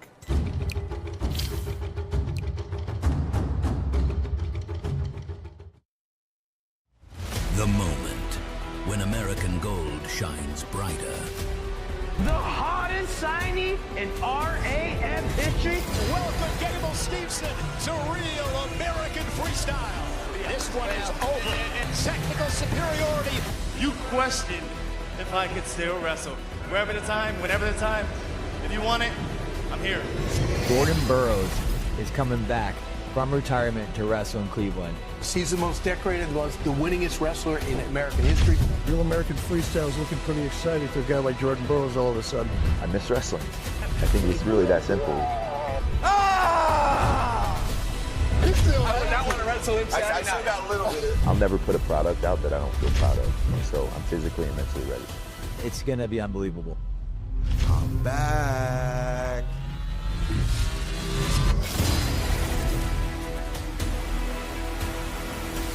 He is back. It's been nearly 2 years since we've seen Jordan Burroughs, the 2012 Olympic champion and 6-time world champion. Cannot wait to watch Jordan Burroughs here in RAF. Jordan, what's up? All right, you're finally taking that RAF mat. What finally got you here? Man, I can't even explain the excitement that's gone into this event. I've thought about it for many months, and I finally said yes, and I've been blown away. From the media team to Next Gen to walking here in the arena, there's not a single fan in here, and it still feels electric. I'm excited to compete tonight. Well, it's been about 2 years, right, since you've competed, and you've got 5 kids at home. Congrats on that. Would you say that this is your biggest matchup yet in your career? Absolutely. You know, I'm almost 40. I've got 5 kids at home. I've been married for 13 years. I've got a wrestling club, a lot of responsibility. There's no way that I should win this evening. My opponent is younger, stronger, and in his prime, but I'm ready. You got a quick message to your kids and your wife? Let's get to work. All right. Good luck out there. There's his opponent, Sean Brady, making his RAF debut, the 5th-ranked welterweight in the UFC. He's been impressive, 19-2 as a pro. A great grappler. He's beat some of the best grapplers in the world. Tonight, he'll have to be one of the best wrestlers in the world in Jordan Burroughs. RAF, the 1-year anniversary show here in Cleveland, Ohio, inside Rocket Arena. How about this matchup with Vladimer Khinchegashvili, the 2-time Olympic finalist. He won gold in 2016. And Jesse Mendez, 2-time national champ for Ohio State. The following is scheduled for 3 periods in the Real American Freestyle Featherweight division. Introducing first from Gory, Georgia, a 2012 Olympic silver medalist, a 2016 Olympic champion, Vladimer Khinchegashvili. Vladimer Khinchegashvili, 2-1 in Real American Freestyle, lost to Bo Bassett, beat Johnni DiJulius. And then against Connor Beebe in Georgia, an 11-0 tech fall. Part of the Georgian Parliament, he is a hero in his native Georgia. He was impressive against Connor Beebe, but a new challenge as he'll square off against the 23-year-old Jesse Mendez. And his opponent from Crown Point, Indiana, a four-time All-American and two-time NCAA champion at Ohio State, Jesse Mendez. A four-time All-American for Tom Ryan and the Buckeyes, three-time finalist, over 100 career victories. Won a couple of Big Ten titles tonight. He's making his RAF debut. I'm a huge Mendez fan, Chill. This is a bad dude. Riley Bettich, one of the massive media influencers for wrestling, just texted me and he informed me that Jesse Mendez was in the 7th grade when his opponent was winning his Olympic gold medal. Mendez watched that match and now he's got to face him here tonight. But Kink is just as technical as ever. He's kind of like your grandpa. He still has those tricks up his sleeve. He might be a step behind, but if you allow him to slow things down, you are in trouble, and that's what makes him an Olympian, a champion. He's in it every step of the way. I'm very excited for Jesse Mendez, what the future holds. I know he's got his eye on 2028. He's got his eye on Real American Freestyle, but he may be returning to NCAA competition. He actually had a judge. He's got a judge that backed him up, though. The gavel came down, to my understanding. God only knows how that's going to shake out. Mendez, 2023 U20 World Silver Medalist. He was part of the Cadet World Team in 2019, the Junior Team in 2021. So a lot of freestyle experience for Mendez. Inside reach.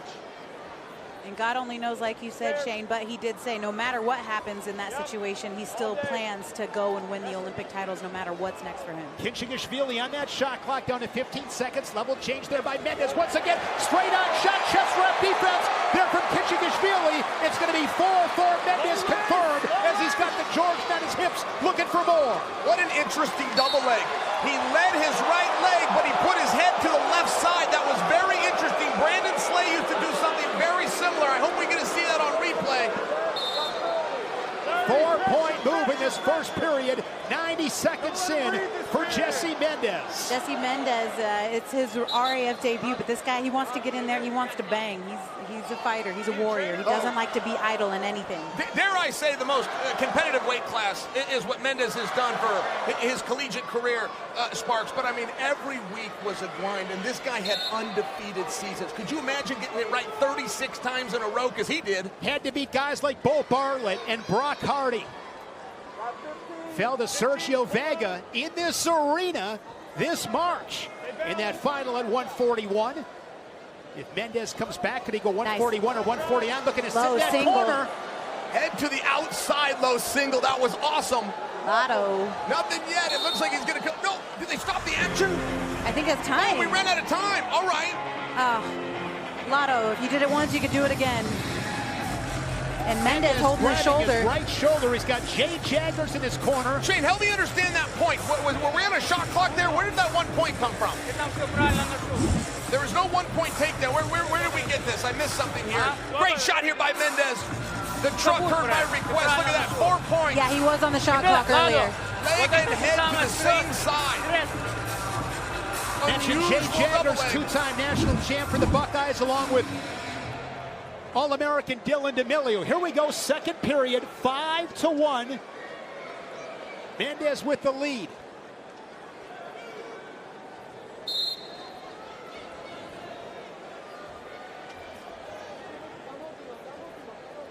And in that last segment there, we saw him, Lotto, with the low single. If he did it in the first period, he can do it in the second period. Let's see if he goes back to that low single, because he's great at that move. Head to the outside, very nice. He's up 5-1 on the three-time world medalist. Another shot. Nice defense. Chest wrap here. Head pinch. Head pinch position for Khinchegashvili, but Mendez is going to stay heavy. Man, that is tight. Oh my gosh, he's choking him. Mendez is out. He's out. Mendez is out. Look, Kindich has not slowed down from the time he won the Olympic championship. He has just gone up in size. He has a little bit of a strength issue. And by the way, he's starting to feel it out. He's starting to come into the size, but a couple of these holds that would work in previous weight classes, he struggles here. Mendez was out cold. Grabbing his right shoulder once again as Training staff will come out. Again, let's bring in Ben Askren. All right, guys. This is a very big gray area for me that I think the United World Wrestling needs to define. Technically, you cannot choke someone, but the hold that Vladimer was doing was legal. The referee needs to watch what's going on. He's not looking down there, but you can see how tight it is on the neck, but this is a totally legal hold. So either they need to make these holds legal or they need to ban these holds, but someone can go to sleep if you put them on right. So that's what we're watching here. That's just what's happened. And no points, Ben, to Khinchegashvili. It stays 5-1. He doesn't get any points. Well, he didn't do anything. He didn't put him on his back and he didn't get a takedown, right? So what we're watching is a chokehold be applied, and technically it's illegal, but the ref wasn't watching close enough. So they need to make this a lot more defined. It's happened several other times recently, actually, also. For Real American, you're talking, Ben? No, Mason Paris got choked out in the World Team Trial. Yeah, but we've seen a couple of guys go out here at Real American Freestyle in that same hold, that head and arm guillotine. Oh, yeah. And maybe Zahid's pretty good at it, too. So there's been several guys where if the down person refuses to roll over, then they're going to get choked. I can't remember who we saw go out. Mendez shaking that right arm. Yeah. And we are back at it, 1:27 remaining in the second period. Mendez with a 5-1 lead.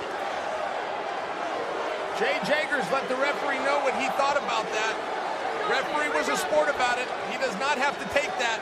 Complicated position. We're back on our feet. 5-1 Mendez. And I have a feeling we're going to see a lot of Jesse Mendez here at Real American Freestyle. He's a savage. He's a warrior. He's not a guy that likes to stay idle in anything. And going back to the well with that head and arm head pinch. Same position. He's got it tight, and this time a quick whistle.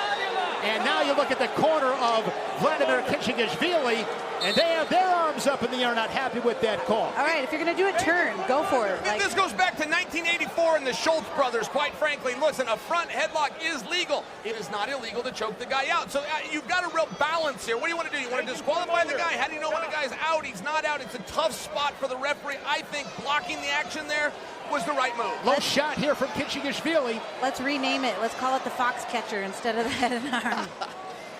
Mendez trying to crunch up Khinchegashvili. And we are back to our feet, 26 seconds remaining. And Mendez is saying, I'm right here, buddy. Jules, it was a somewhat famous situation. The Olympic Games were in Los Angeles, and Mark Schultz choked an opponent out. The referees literally put another referee on the mat just for the Schultz brothers. It wasn't even within the rules. The organization of the Olympic Committee put another referee on the mat. Both of them went on to win gold. Talking about Dave Schultz and his brother, the great late Mark Schultz. Mendez in the final seconds of this second period. With that 4-point lead, he will take it to the third and final frame. And I don't mean to correct your partner, it's just that Mark is still with us and he happens to be watching right now. So it's the late Dave Schultz. I'm sorry. Yes. Thank you, Chael. The late, great Dave Schultz. I wrestled at BYU under Mark Schultz, by the way. He was as tough as they claim. And so far, the only loss that we've seen from Lotto has come by Bo Bassett. That was his first time wrestling in a long time. He is older in years, but he's still got all the tricks, and he can still win this match. We want to hear from you. Join the conversation. Hashtag RAF12. Going for the low single. Jesse Mendez is on to it. Goes for the two for the go behind. No points yet. There's the two as he plants Khinchegashvili. The two-time Olympic finalist into the mats. Working on a high gut. Yeah, can't get it. That parterre for Lotto he's too good. Solid parterre. We're back to our feet. Slowly back to his feet. Khinchegashvili as Mendez continues to stalk. Fake and pull. Hard collar tie. Hey, listen, if you can get another college season, I think that we would all agree you go and take that. However, when your dream is the Olympics and you're Jesse Mendez and you're beating an Olympic champion, maybe freestyle's where your focus should stay. I got 3 letters for you, Chael. N-I-L. Name, image, and likeness? Yep. Yes. Ching, ching, ching. I think they already dropped the hammer on that and made the call that he's not going to get that 5th year. We'll see. True? I mean, it seems like it changes every day, and I'm not. He's got a judge on his side. He does have to appeal through the NCAA. There is some red tape there, but. And his dad's a cop. Maybe his dad can help him out. I think ultimately he will have the option. Good snap, front headlock here from Mendez. He's up by 5 with 47 ticks to go. By the way, why is Mendez in a different position than Levi Haynes? Why does They're not. They both have to appeal it, even absent of the judge's ruling. Individual It might have to do with states. I don't know, Chael. All right. I don't know. All right, we'll back see. to the match, Sparks. Quit interrupting me. Quit distracting me, Sparks. I'm trying to watch a wrestling match. 30 seconds left. Lotto's got to go for broke here.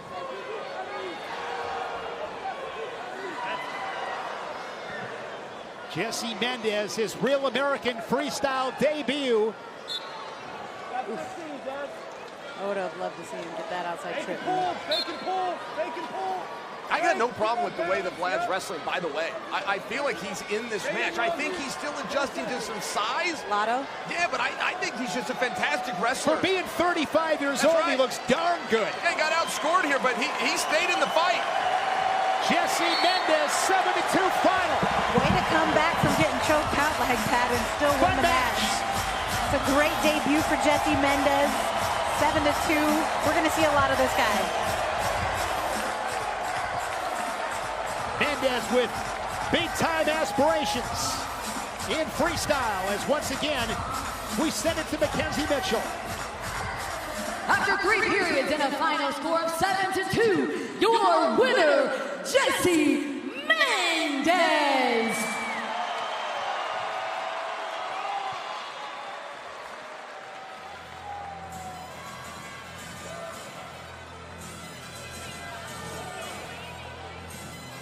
Jesse, you want to be the Olympic champion. You just beat the Olympic champion. That dream's got to feel more real right now than ever before. Yeah, I mean, Khinchegashvili is a guy I looked up to back when he won the Olympics in 2016. He's a guy I studied. I studied his film because I wanted to be like him. And when you talk about that, by the way, for perspective, you were in the 7th grade at that time. This is somebody that you looked up to. Yeah, 100%. And, you know, I want to be the best in the world, and you got to beat the best in the world. So he was that. All right, Jesse, while I have you, I'd like to look ahead to tonight's main event. We got Merab rematching with Cejudo. Tell me, who wins that match? You know, Merab's an animal. He's a cardio merchant, as we'd say it, as the Buckeyes. But, you know, you can't bet against Cejudo. I mean, that's my guy, so I'm putting my money on him. You've always been a good wrestler. It turns out you're also a very good interview. Ladies and gentlemen, give it up for Jesse Mendez. What a cool night for Jesse Mendez as he got to share the RAF stage with one of his childhood heroes, the 2016 Olympic champion, Vladimer Khinchegashvili. To celebrate the 1-year anniversary of RAF, take 25% off any RAF merchandise. Wear what the athletes are wearing, or grab your RAF 12 gear. Scan the QR code to take advantage of this amazing offer. We've got some exclusive items for you guys tonight here at RAF Cleveland. Up next, a middleweight title rematch. They wrestled here in Cleveland, and RAF won one of the best matches of the first year in RAF, 10-8. Wick with a late score. It was tied 8-8. He scores it, wins it 10-8 tonight, Chapter 2.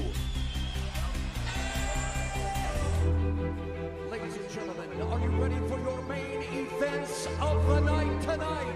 The first one is for the Real American Freestyle Light Heavyweight Championship. Please welcome your challenger.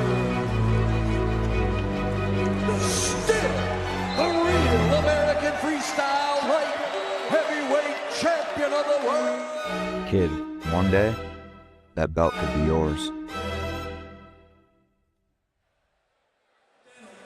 This might be the coolest thing ever. Want to compete on wrestling's biggest youth stage? Tomorrow is the second official RAF Next Gen right here in Cleveland. And then when you're on to Miami in September, Vegas in October, scan that QR code now to unlock a special discount for your registration. We'll have those matches tomorrow right here on Fox Nation. I love Next Gen. It's exciting. I get to see the wrestlers. Our second of 3 championship matches here tonight. Jason Nolf, he has been red hot here at RAF. He has won 4 straight. Wick coming off an impressive 13-2 Tecmo over Cotty at RAF 6 in February. Jason Nolf and Evan Wick first met at RAF 1 in the inaugural Middleweight World title match. Wick won that tightly contested battle 10-8 to claim that championship. That belt is now vacant once again, and the 2 grapplers with 6 RAF wins, including 3 tech falls between them, again battle for gold.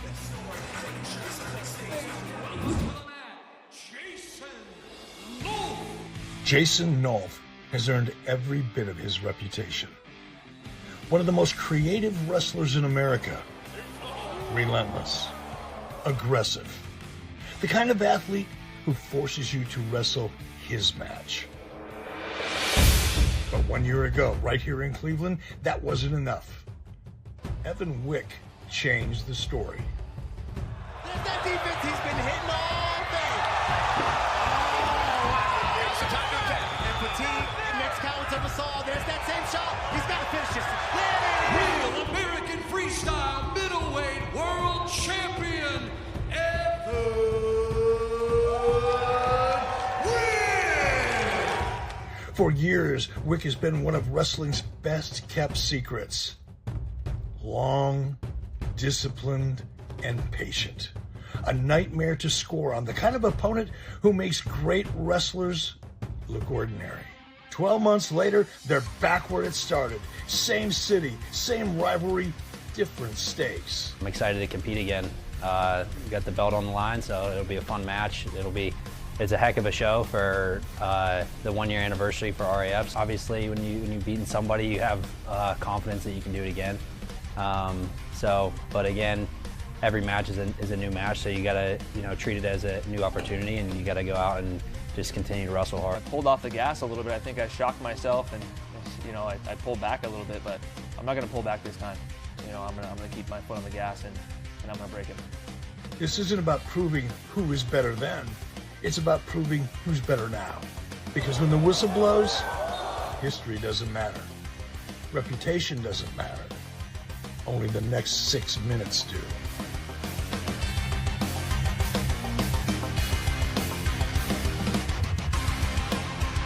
Please welcome Evan Wick.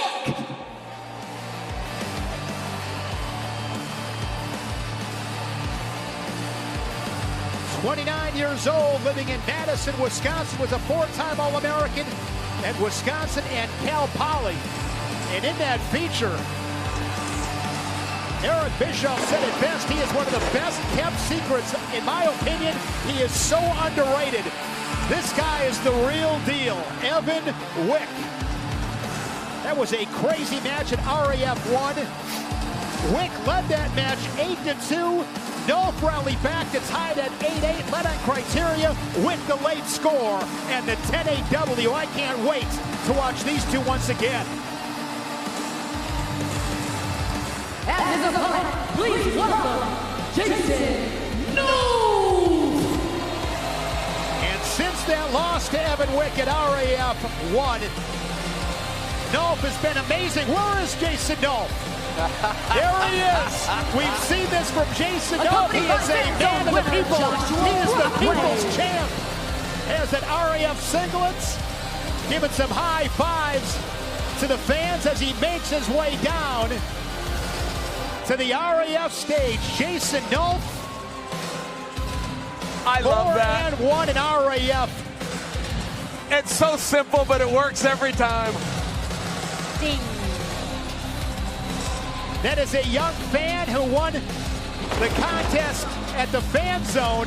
How cool is this? You get to accompany Jason Nolf, one of the all-time greats for Cael Sanderson and the Nittany Lions. gets to come on the stage. This is fantastic. And with the championship introductions, take it away, Mackenzie. Ladies and gentlemen, the following is scheduled for 3 periods and is for the Real American Freestyle Middleweight Championship.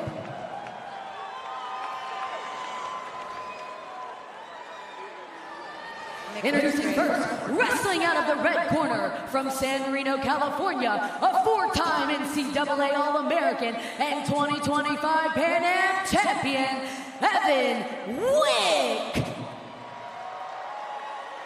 And his opponent, wrestling out of the blue corner from Round Rock, Texas, a 4-time NCAA All-American and 3-time NCAA champion at Penn State, Jason Nolf.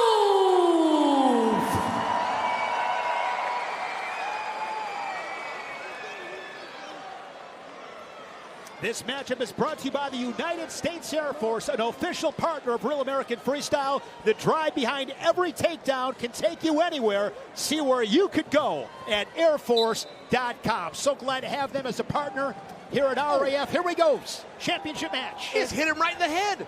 If there was ever a match that put Real American Freestyle on the map, it's this match. At Real American Freestyle 1 year ago today, these guys put on the most exciting wrestling match I've ever seen, and I am so looking forward to this one. The best wrestling match I have ever seen. I'm so glad that you felt that way, too, because that's such a big statement. What a compliment. But I remember when that match was done, I remember going, that's the best match I've ever seen. It was exciting. Shot here from Jason Nolf. But that length of Evan Wick presents so many challenges. Whizzer from Wick as Nolf stays on that single leg, shoves the leg. He's in better position here as he elevates. Now he's got that treetop single. Big opportunity here for Jason Nolf, and he is unable to score. Great defense. I can't believe he got that leg back. Great defense. Just saved himself 2 points. And he beat Nolf the first time, but he still feels like he's the underdog and that he's going to have to go prove it again. And Nolf said, hey, you beat me. There was no asterisk to that. But just so you know, I was training jiu-jitsu the whole time. I wasn't wrestling and competing as much as I am now. This is a different Jason Nolf. This is a different Jason Nolf. And these two also met at the Olympic trials back in April of 2021. Nolf with a 10-0 technical superiority. No score. As Wick is on the shot clock, he's got 20 seconds to score or Nolf will get a tally. And we haven't seen Nolf lose since that match. He's been just been red hot. on fire here. Coming off that 8-5 decision over Christopher Minzo at RAF 9 in Dallas. And Ben Askren in the corner of Evan Wick. Jody Strickmatter and Olympic champion Jake Varner in the corner for Jason Nolf. And there is a point for Nolf as Wick unable to score. Late in this first period, middleweight championship match. Jason Nolf's been the busy guy, opening up his own wrestling academy. Single leg once again, going for the treetop. Let's see if he gets it. As he tosses him outside the circle, and they're going to give him 4. Okay. And it was confirmed 5-0 as he puts up a 4 spot inside the final 5 seconds. Guys, if you remember in RAF 1, there was a similar flurry, but Wick did not expose himself like he did just now. Well, very interesting position right there. I think we're going to see that on a replay. Very interesting position because he did not pursue him down to the mat, but that didn't change the fact that the opponent Wick went feet to back. I got to see that foot on the outside, though. Did he? Yeah, can I get a better angle? Yes. Oh, he was inside the circle. Amazing. Well, this is an all or nothing. I just share for you. I mean, if Wick was to go down to his belly. Well, you got to know when to hold him and know when to fold him, right, Jill? I mean, he would have been much better served there. Obviously, easy for us to say, just give it up to 1. Sure. Generally, when you do talk about a feet to back, you talk about a feet to back takedown. That's not actually what the rule says. That was feet to back in an unusual way. We got 5-point lead here for Jason Nolf. Great start for Jason Nolf. Nice snap down for Evan Wick. Different story in comparison to the first time these guys met a year ago at RAF 1 when it was Wick leading 8-2. I hear you, but it's still just 1 score. It's 1 score here. I mean, this is still as tight as it gets, and this time Wick's in. He needs to follow it. Oh, the defense. That would have been huge for Evan Wick. We've seen both these guys in a couple of really good defensive positions. Forward, hands on. Nolf leading at 5-0. 1:10 in the second period. More forward, Mentioned Evan. Jason Nolf, Nolf Wrestling Academy in Austin, Texas, and soon to be Fort Worth, Texas. What a great opportunity to learn from one of the best. And Jason Nolf, he is so creative. Forward, Evan, let's go. And congratulations to him. It's not easy to open up your own academy and then train full time and focus on yourself when you're trying to focus on all these new kids that you just put under your wing. Hey, Evan, walk him down. Go walk him down. You hear Ben Askren with instructions from the corner to Evan Wick. He's telling him to walk him down. He's telling him to go get him. I've always been impressed with Nolf's run here in Real American Freestyle with his conditioning because I've always questioned it. I've always said, well, you know, he stepped away from wrestling. He's doing the jiu-jitsu. Nice. I think his conditioning's better, and I'm not certain how it got that way. I'm not certain how he can show up and defend himself for 6 hard minutes when he's not fully locked in. He's locked in right now. Boy, is he. Forward. You got to put hands on. Evan Wick is going to get a point. Now 5-1. And Jason Nolf, he did say that he's in better shape now than he was when he was competing for the Olympics. I thought those were just words, though. He actually looks like he's in better shape. I'm having a hard time figuring out how he's getting there. By the way, talk about foreshadowing. What's next for Jordan Burroughs? This outcome is also possible, by the way. Love to see those two go at it again. I've noticed nobody has called out Jordan Burroughs yet, but that might change. Let's give it a few minutes. Let's let it breathe. Like, you're right there, okay? Put the pressure on 2 minutes. Let's go. Here, Ben Askren saying you are right there. Put the pressure on him. And here's another look at that 4-point move. He treetops that single leg and then just launches him out of bounds. And then just hopes. He hopes he falls in that position because if he fell on his belly, that is not a takedown. It would have just been the push out. one, yes. All right. Look, I know the score's not looking good for Team Wick right now, but to remind you, that's just one score if it's done the right way, unless Nolf gets this one.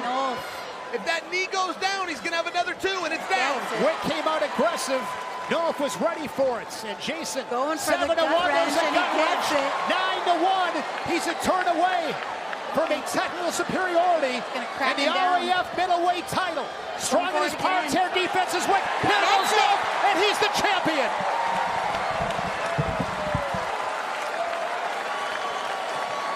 Might be the most active guy on the roster next to Arman Tsarukyan. Jason Nolf has now made it 5 straight in Real American Freestyle. 11-1 as he's rocking the gritty on the RAF mats. To Mackenzie Mitchell. The match is over with 1 minute and 34 seconds remaining in round number 3. Your winner by technical fall and new Real American Freestyle Middleweight Champion, Jason Nolf. Nick Hogan presenting the championship belts. Nick Hogan. To Jason Nolf, the new RAF middleweight champion. As he's flashing that belt to this crowd in Cleveland, he'll take that back to Texas. And Jason Nolf makes his way over to Chael Sonnen. Champ, I'm trying to get a word, but I'll follow you out here. What a difference a year makes. Congratulations. How are you feeling? LeBron James. No, I feel great. I stopped training jiu-jitsu and focused only on wrestling. So the small adjustments I had to make from last match is not getting overextended, circling up after missed shots, and then executing in the middle of the mat with my parterre. Jason, I can't help but to look ahead. Khadi looked great tonight, but Jordan Burroughs is still going to have a say. Do you have an opinion on who you might defend that title against? No idea, but I will say I drank some Muscle Drive by Jocko Fuel. So if you want to feel jacked before you go out and compete, check it out. Check out Muscle Fuel, right? Jocko, was that? And a Kale's cookie to wash it down? 100%. Give it up for your champion, Jason Nolf. Jason Nolf does it in style to claim that championship belt. Izzy Martinez and Chad Bronstein congratulating the RAF champ. Still to come, Gable Stevenson and Tony Cassiope in a heavyweight matchup. Gable Stevenson, second appearance in Real American Freestyle, the 4-time All-American, 2-time national champ at Minnesota. And on his resume, the Olympic champion in 2021. There is Gable Stevenson. Beat Alexander Romanov 10-0 in his first appearance in Real American Freestyle. Gable Stevenson, he is something special. Gable, what's going on? Welcome. Good, how are you? So far, so good, but how are you? Fantastic today. It's RAF 12 in Cleveland. That's right. Look, so you're undefeated against Tony. Yes, I am. Right? Well, how do you stay motivated against a guy that you've already found so much success against? You know, I've been wrestling Tony for so long, and he's gone to the University of Iowa, and I'm from Minnesota, so I hate everything about the Hawkeyes. So that's my driving factor every single time we go against each other.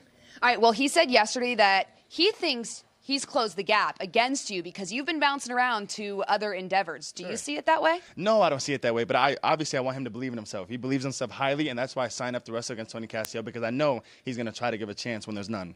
All right, well, go get him. We'll see you in there. Thank you. And there is Tony Cassiope coming off a really impressive win at RAF in Milwaukee last month. Him and Gable Stevenson, a long history in college. He was rocking that all-black Iowa singlets. Unable to solve that Gable Stevenson puzzle. No shame in that. Gable Stevenson, one of the all-time greats, but don't sleep on this guy. Big smile of Tony Cassiope here inside Rocket Arena. RAF fans, now is your chance to own the second edition Ice Cold Series of Real American Freestyle trading cards. I love these. I gotta get some of these. For a limited time only, save 20% on your order by using promo code RAF20 at checkout. Just scan the QR code now, use code RAF20, and start building your collection today. Don't wait. This exclusive offer won't last. I gotta get myself a Kyle Day card or a Ben Askren card. I love trading cards. I've been waiting so that I could see Kyle Day again because I decided he's my favorite wrestler, and I need that autograph on those trading cards. Soon I'd love to see a Jordan Burroughs trading cards. It's just one more thing that I love with Real American Freestyle. Oh, here we go. Here we go. Max McEnelly, the U20 World Champion. And Bo Nickal, 4-time finalist, 3-time national champ at Penn State, a career record at Penn State of 120 wins and 3 losses. Bo Nickal arrived on the scene at RAF 1 and laid claim that night here in Cleveland to the first light heavyweight world title. 1 year later, he returns with an eye on a potential Cruiserweight championship opportunity. That's down the line. That road, though, however, begins right now here tonight.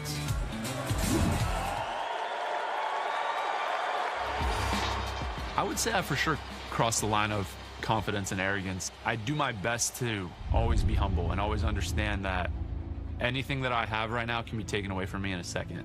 What has helped me to kind of combat that is focus on the work, focus on the effort every day to continue to get better and be the person that I think I am.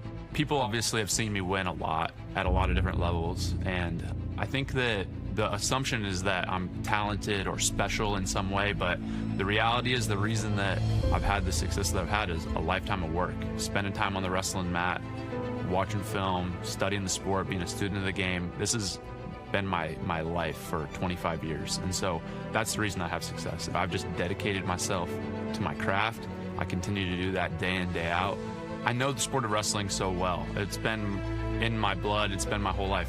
When I finished college wrestling, I looked at the World Championships and Olympics, and that didn't really get me excited to compete. I want to compete in front of sold-out crowds. I want to compete in front of millions of people, audiences worldwide, and that's what RAF provides. I think Max is super tough. I think he's a good athlete. I feel like you can see the mentality in somebody when they're young, and they're just there to compete. I don't really think there's anything Max can do that's going to make me uncomfortable. I've been in every situation that I could be, and I'm always trying to continue to improve and get better. Cleveland is a really, really cool city for me. I won an NCAA championship here. I won an RAF championship here. and now I'm gonna win another amazing match with the 1-year anniversary of RAF here. I feel that energy. I feed off that energy, and Saturday night, it's gonna be fun. The following is scheduled for 3 periods. Is at a catch weight of 200 pounds. Introducing first, from Waconia, Minnesota, a junior world champion and the reigning NCAA champion for Minnesota, McEnelly. 5 months ago, he won his first NCAA title right here in this arena in Cleveland. Now a 2-time All-American, 49-4 the last 2 seasons in that Gopher singlets. Max McEnelly, the 2025 Big Ten Freshman of the Year. And his opponent from State College, Pennsylvania, a 3-time NCAA Division I champion and the number 15 UFC middleweight contender in the world, Nickal. One of the most exciting wrestlers of his generation, Nickal, the 2019 Hodge Trophy winner, a U23 World Champ in 2019. Chael, how do you assess this showdown? This is the biggest stakes of the night. I truly feel that. You do not know what it means for Bo Nickal to be a surrogate coach and take on a competitive athlete. This match is brought to you by Lucy Breakers. Bite the capsule to unlock flavor that actually lasts. Lucy.co/RAF, code RAF for 20% off.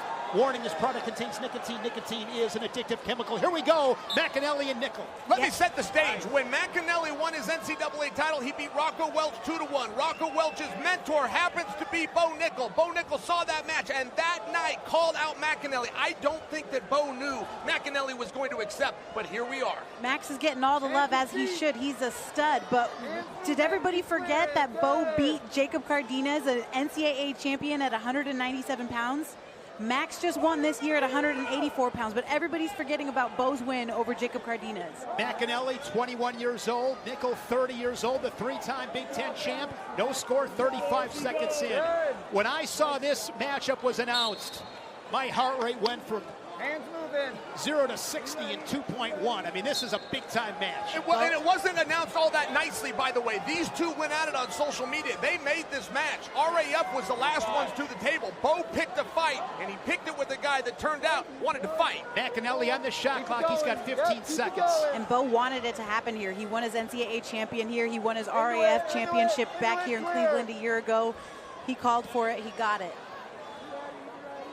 Final seconds on that shot clock, and Bo Nickal will get the first tally on the board. One thing about the veterans, if you will, the guys that used to wrestle, they go very defense heavy. They start to slow down, let the other guy come to him. That's something Nickal does not do. I do not put Nickal in the category of former wrestlers. I look at him as a very competitive. This is a guy that, if he had Olympic dreams, can still make a very legitimate run. 2021 Olympic Trials finalist fell to David Taylor. Final X in 2019 lost to Jaden Cox. He's always right there, near the top. Short time in this first period. Yeah, and he's challenging himself. I think that every man or woman believes that challenging yourself is what makes you feel alive. He wanted the tough up-and-coming dude. He wanted the young savage. And I think that challenge that he is asking for is being presented right here. Late shot there from McEnelly. Boy, Bo did something that made McEnelly very uncomfortable. That was a great shot, and McEnelly just let it go.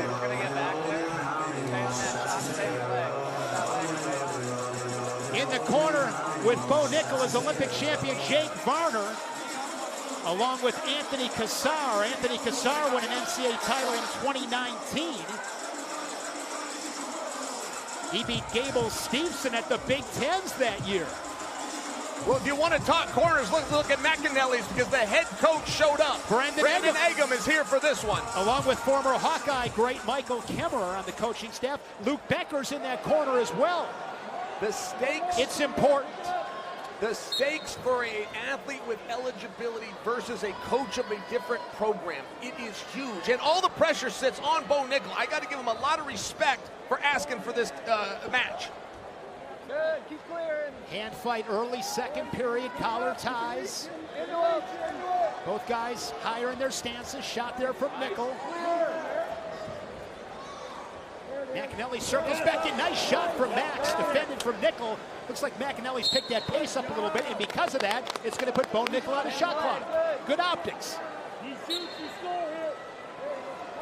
So Bo Nickal with 30 seconds, posting on that right shoulder of McEnelly. Nice low single from McEnelly. Looking to sit the corner. And he is going to get the points. He's got his first lead 2-1. Listen, we've had 3 good shots in this match, and they were all done by McEnelly. The third time was a charm, but if he can keep this pace, if he can keep this, the best defense is a good offense. That was a slick shot. He timed it perfectly. McEnelly about to get another point if Nickal doesn't score here. He's on the shot clock. So on that 30-second clock, McEnelly going to score 3 points, and he's up by 2 inside of a minute second period. I said before that my heartbeat was at 0. It's never at 0 for me. It really went from about 60 to 120 is what I should say. This is fun to watch. Guys, this is my main event. This is the one I came out for above everything else just because of the stakes. Nice snap down by Bo Nickal. He needs to follow it up with that. He bid on it. You got it. Follow it up. It has been an amazing night, our 1-year anniversary show here on Fox Nation. Half a minute remaining. Nice punching the underhook, There's but a whistle from Whizzer. McEnelly. McEnelly, really good mat awareness. Yeah, he threw that Whizzer and posted right on the shoulder and on the head of Bo Nickal and turned his feet right to the inside. Nicely done by McEnelly. And he's fresher off of that wrestling purist mindset after winning that NCAA championship 5 months ago. Nickal, of course, 9-1 inside the octagon, victorious at UFC Freedom 250. He's the 13th ranked middleweight in the UFC as the second period sees its conclusion. McEnelly loves freestyle, very active. He represented the country last year, even brought a medal home. But his plan with Brandon Agam and the team in Minnesota was to take this summer off. They wanted to fully focus on collegiate until they got challenged by Bo Nickal. Watch this shot. McEnelly gets down to the leg. That was the 3rd shot of the match, but the first one that he was able to convert to points.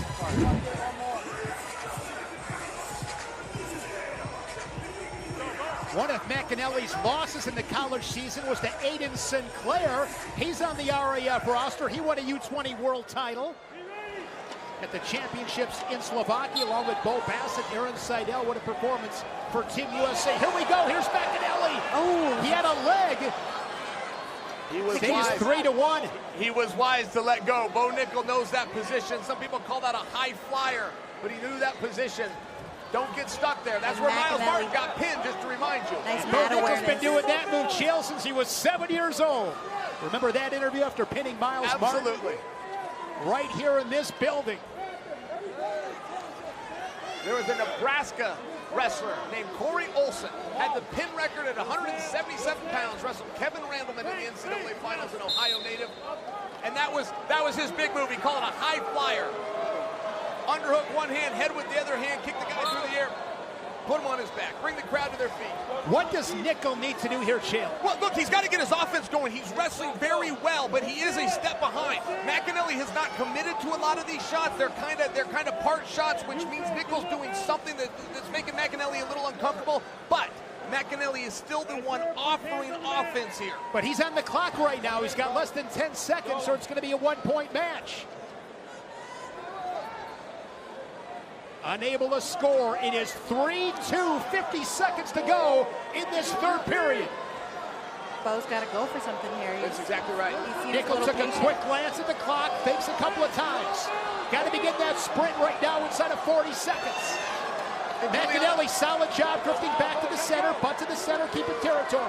When you're the older guy, when you're the champion like Nickal, when you're the big dog in the room and you're working with the college guys, it's just very natural to start to lean on defense. Let them come at you, use some of that experience.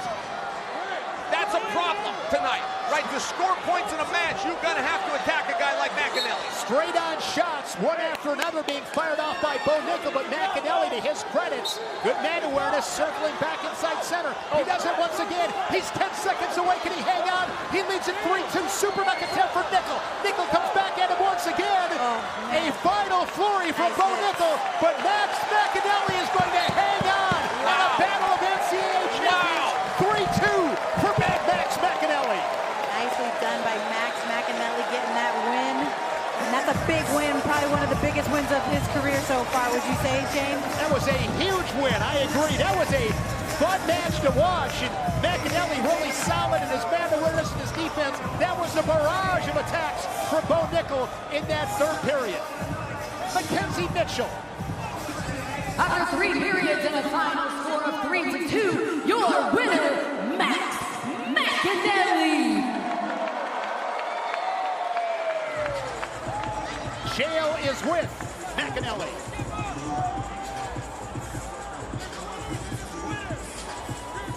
Max, the stakes for this match were huge. You had a surrogate coach of Penn State. You are a eligible wrestler. You're going to see each other with him on the sidelines. How great does this feel?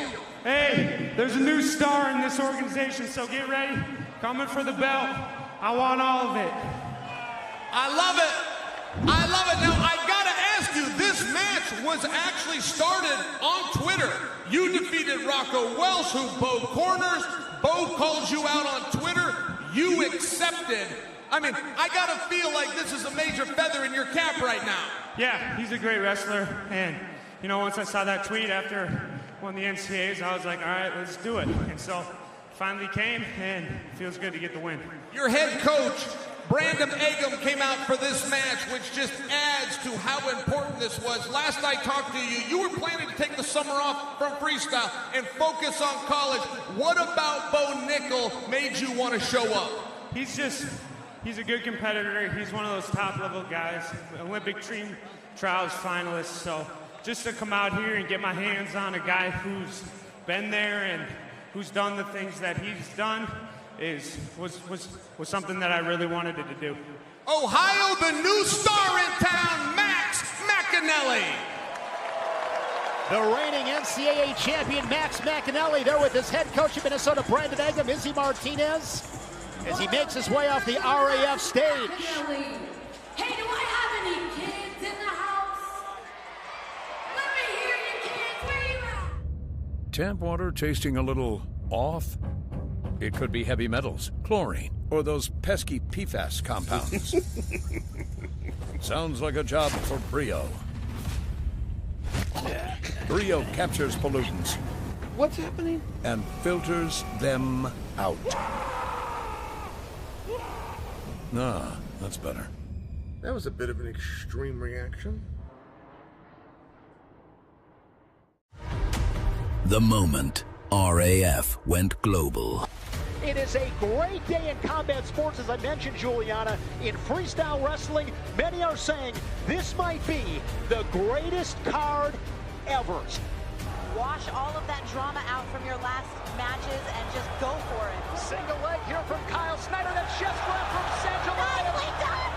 It's going to be 2 for Cejudo, looking to hunt down in technical superiority here in this first period. Cejudo 7-0. Wow. This one has lived up to the hype and then some.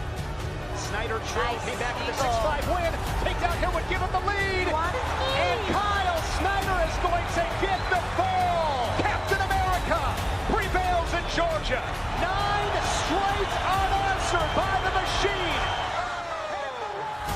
Is going to add more points to his lead.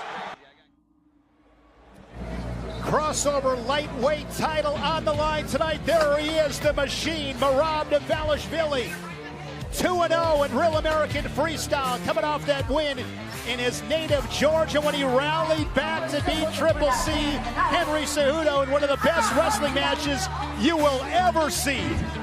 And there he is, Triple C with his wife. He said that loss hurts. He was humbled. He also said even though he lost, he was disappointed. That was the night that wrestling won. Can he crack the code tonight? He's 0-2 against Merab.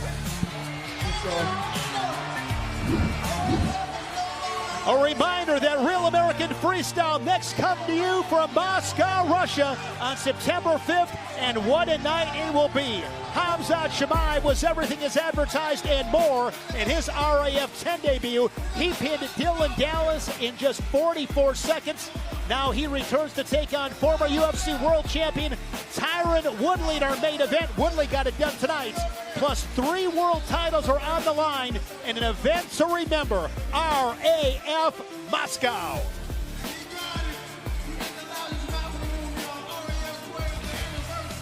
A packed house here in Cleveland. Next up, it is Kennedy Blades, the middleweight champion here in Real American Freestyle. She has been so dominant on the RAF stage. And Reese Laramendi. Kennedy Blades has arguably had the most dominant career in RAF history to date. Unbeaten and unscored upon in her 3 matches. Blades has ended each match by tech fall and stands as the women's middleweight world champion here in RAF. So the first thoughts I had about RAF, I knew this was going to be something so special. This is something that the sport needed for way too long, right? Wrestling, as we know, is one of the first sports. So why not showcase this and promote it outside of just wrestling, right? And so when Coach Izzy came up to me and told me about this idea, I was like, I'm all in, Coach.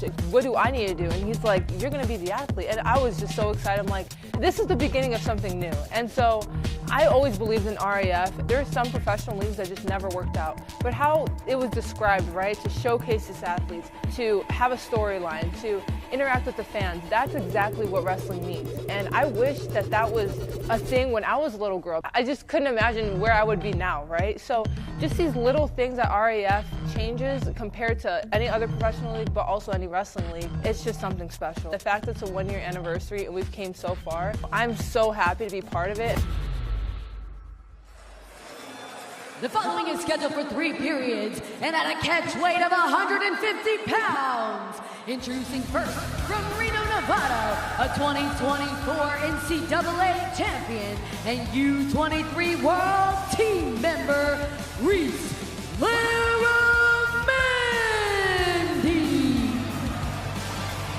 Reese Laramendi. Her and Kennedy Blades go back to their days at Wyoming Seminary. They were teammates at Iowa. Tonight, they stand on opposite lines of the mats.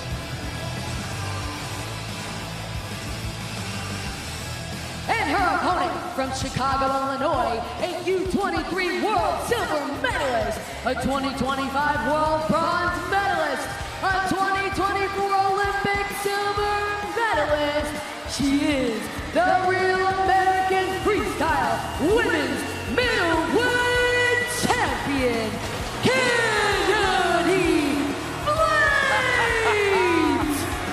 One of the faces of Real American Freestyle, Kennedy Blades. She has outscored her opponents, Jill, 32-0. She is unscored upon, and how about this? She just won another national title for the Hawkeyes, 19-0. She gave up 2 points all season long. Video game numbers. You can't make this stuff up, Jill. And she's just beautiful on top of that. Listen, she's got a task in front of her right now because this happens to be a friend of hers. This happens to be a training partner. They know each other well. Yeah, they do. And what an opportunity for Reese to be able to come into a match on 1 day's notice and compete for the title. I was speaking with Chuck Kearney earlier. He's who I go to for all knowledge of women's wrestling, and he told me he has seen these two in the practice room, and all he said is, Chael, this match is closer than people think. Laramendi won a UWW ranking series event in Hungary last month. Her only loss was to Bellamere from North Central in an NCAA final. Laramendi was 36-1. She beat Mira at the national duels. This is a non-title match. And it's going to be more points for Kennedy Blades. Now 4-0. But smart wrestling by Laramendi. The way she bellied out there, she could have given up 4. She's bellying out. She's doing a great job in parterre, not even allowing Kennedy to get her hands locked, to get any motion started. You got 2 sides to wrestle, right? You got on your feet, you got on the ground. Laramendi's protected herself on the ground. Kennedy Blades, 2025 World Bronze in Zagreb. She will wrestle at Final X against the aforementioned Bellamere for that world team spot. They'll wrestle end of September at Final X. Down to 50 seconds. Couple of scores for Blades. She's up 4-0. Nice shot for Kennedy. Gets that double. right out of the cannon. Kennedy Blades wrote the book on a double leg next to Jordan Burroughs. By the way, what happened that when Kennedy threw Hornacek for 5? Was that supposed to happen? Do you remember that clip they were doing for Fox News? I'll tell you this, Abby Hornacek's got some courage. She Earlier tucked her today, chin. she was wrestling the Twister sisters. I mean, I'll tell you what, when you think about the name Hornacek, you think about basketball, but now with Abby, I mean, she's making the Hornacek name synonymous with wrestling. Yes, I believe she's Abby's a champ. I mean, she's got some courage. I believe she's only done one wrestling takedown ever, and it happened to be against Kennedy Blades. I'm not letting Kennedy Blades do that to me. She's got more courage than I do, does Abby. Larry Mendez needs to know where she's at. She stepped out. They're going to break this action. That's going to be a point Kennedy. 7-0. Another dominant performance from Kennedy Blades. Now 23 years old. Final seconds tick away. We'll go to the second. I'm calling it Nostradamus. We're looking at our gold medalist for the 2028 LA Games. So tough to win Olympic gold, but she will definitely be in the conversation, no question. This will be hard for me to justify since it's 7-0 after one round. However, I'm going to tell you, Lara Mendez is doing a very good job. She is wrestling here. She's at least making things difficult. She's making Kennedy work for some of these positions. Better than some of the other opponents that we've seen Kennedy face at Real American Freestyle so far. Lara Mendez is a great ambassador for the sport. She wants to be a commentator. She's a very solid wrestler in her own right. As I mentioned before, she's a national champion. 3 times she's placed top 3 at the national tournament. Quick shot there. There's a chest wrap there from Lara Mendez. The 4 is confirmed, and this one is over 11-0. And now Kennedy Blades, remaining undefeated in Real American Freestyle, the women's middleweight champion, has outscored her opponents 43-0. 43-0. Is that the most points? What's that? Is that the most points for a wrestler so far at Real American Freestyle? We got to ask Willie about that on the stats. Well, she's only wrestled 4 times. Oh, I think Armin has Sorokin's got the most points, but he's wrestled in more matches. Here's Mackenzie Mitchell. The match is over with 1 minute and 52 seconds remaining in round number 2. Your winner by technical fall, the Real American Freestyle Women's Middleweight Champion, Kennedy Blades. Kennedy Blades gets her arm raised with the victory as she will make her way over to jail. In many ways, Lara Mendez saved the day. If it wasn't for her, you weren't going to have a match. It was a last-minute replacement. Can you tell us what happened in the last 24 hours? Yeah, I mean, I remember Coach Izzy texted me, hey, Kennedy, get ready to wrestle and weigh in. And I was like, yeah, of course, like in my head. But I didn't realize my opponent, unfortunately, she got sick. So all prayers to her. But I'm so happy Reese was able to step in.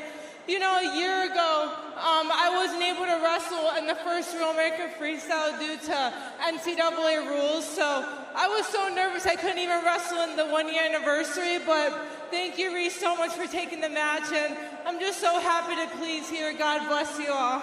All right.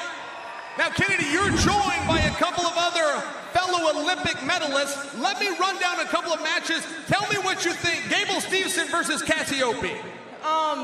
That's going to be a tough one. I literally have no idea. Jordan Burroughs taking on Sean Brady. Jordan, he's the GOAT. Like, Henry Cejudo versus Merab.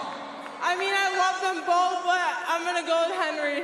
You heard it from our champ, ladies and gentlemen, the winner once again, Kennedy Blades. Kennedy Blades, such a bright future ahead, getting it done once again here in Real American Freestyle, showing some love to this crowd here in Cleveland. She is so fun to watch.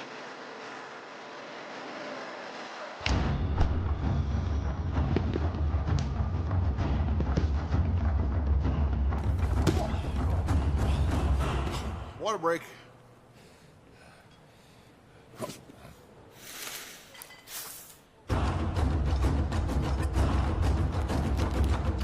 Hey, hydration's for everybody. Everyone needs a good water break.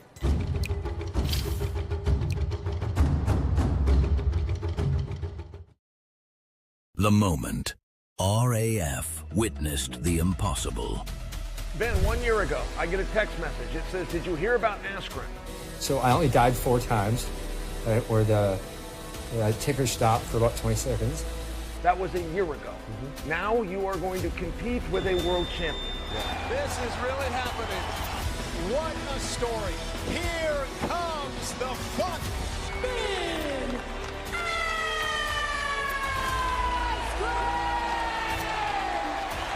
I went through the hardest shit in the last year. It was tough. There was times I couldn't feed myself. I couldn't stand up. I couldn't go to the bathroom. And every single day I woke up and I thank God for the chance to do it just one more time. As this crowd comes to their feet, Muhammad raises the hand of the Olympian, one of the all-time greats. I'm going to make the most of this day. I'm going to treat people well. I'm going to work my ass off. And I'm going to try to make a difference in the world. I love you guys.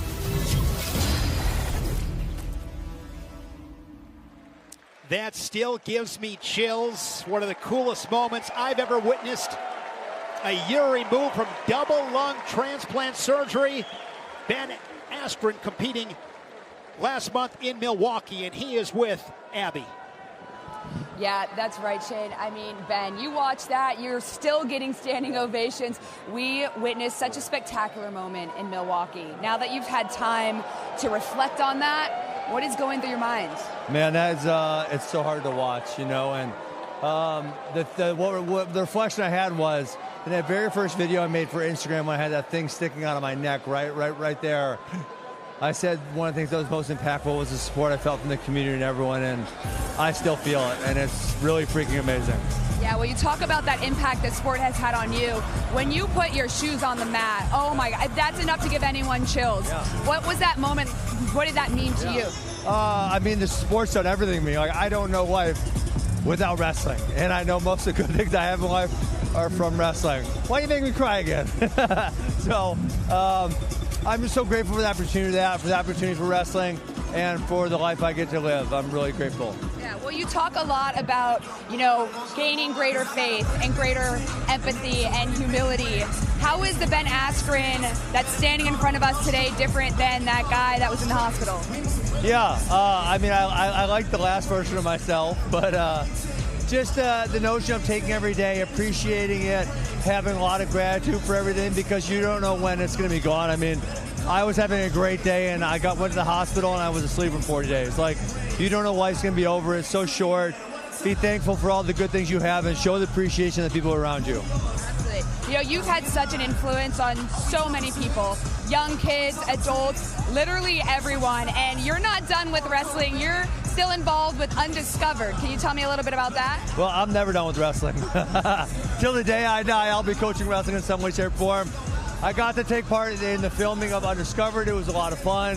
You had 12 hungry young competitors who want their shot up here on the RAF stage. I think that's going to be a really fun kickoff to Undiscovered, and hopefully we keep it going. Very quickly, last question I have for you, Ben. What message would you have to those kids or maybe adults who are wrestling today and want to have as prolific career as you, which is very hard to do because you've had quite the career? I mean, the first thing I ever thought is, I got to work really hard at this to achieve the things I want. And I remember being a little kid looking up to first the kids in the high school state finals, then the guys at the NCAAs, then the Olympics, and saying, I got a lot of work ahead of me. So I'd say you're going to take some ass whippings, be okay with it, show up every day ready to work hard. Amen. Well, you're the best. God bless you, Ben. Thank you so much. Shane, I mean, such an awesome experience. Always spending time with Ben.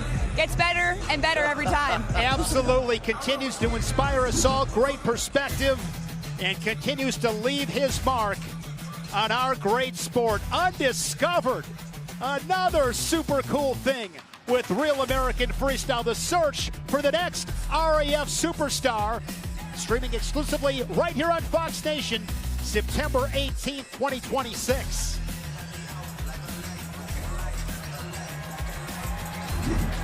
Jordan Burroughs. Many would say the GOAT, definitely in the conversation.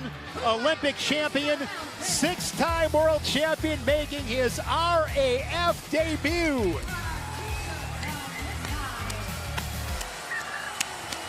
This guy has done it all.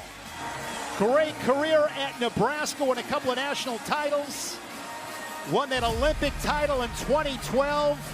6-time world champion and a 9-time world medalist. 3 bronze medals to go along with those 6 world gold medals. What a career it's been. He has carried the flag for wrestling here in the United States.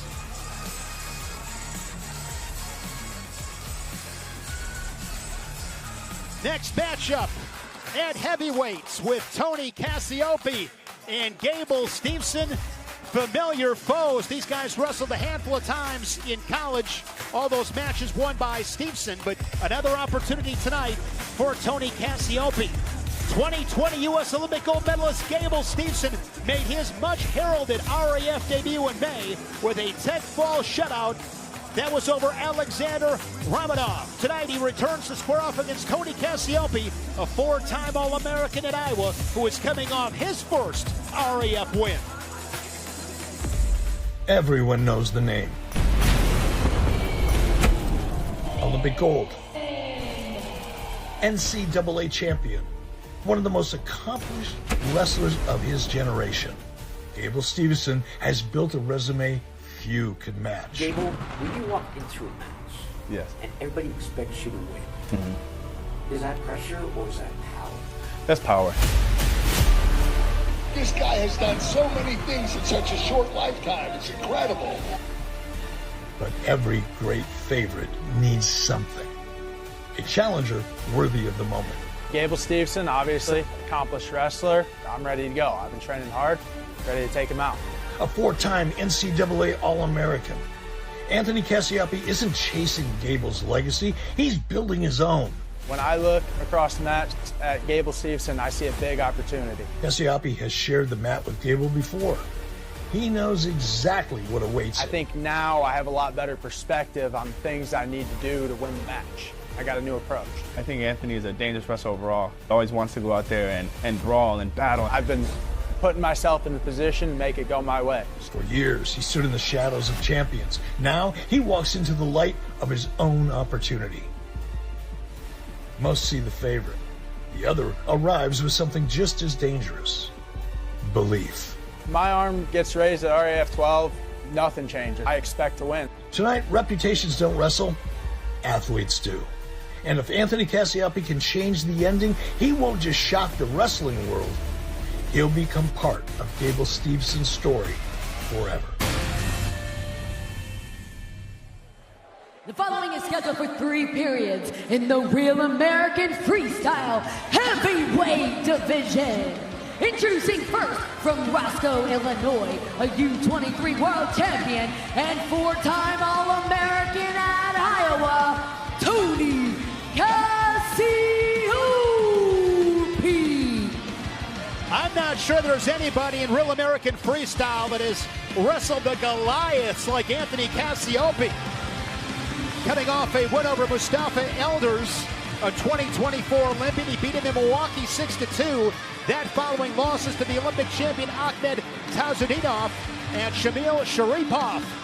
And another Goliath tonight stands across the way in Gable Steveson. And his opponent from Minneapolis, Minnesota, a 2-time Dan Hodge Trophy winner, a 2-time NCAA champion, and a 2020 Olympic gold medalist, Gable Steveson. The 2021 Olympic champion in Tokyo, Shale McKenzie said he's from Minneapolis, Minnesota. But I will go back to saying Gable Steveson, parts unknown. I love it. Hey, he'll like that even more. And by the way, the size discrepancy that has been advertised is not quite as accurate. These guys are only separated by 15 pounds. Gable Steveson has trimmed up in his MMA career, Spark. Steveson weighed in today at 243, Cassioppi at 226, so Gable still with some size. Now 4-0 in the cage. He'll be back in the octagon next month, coming off that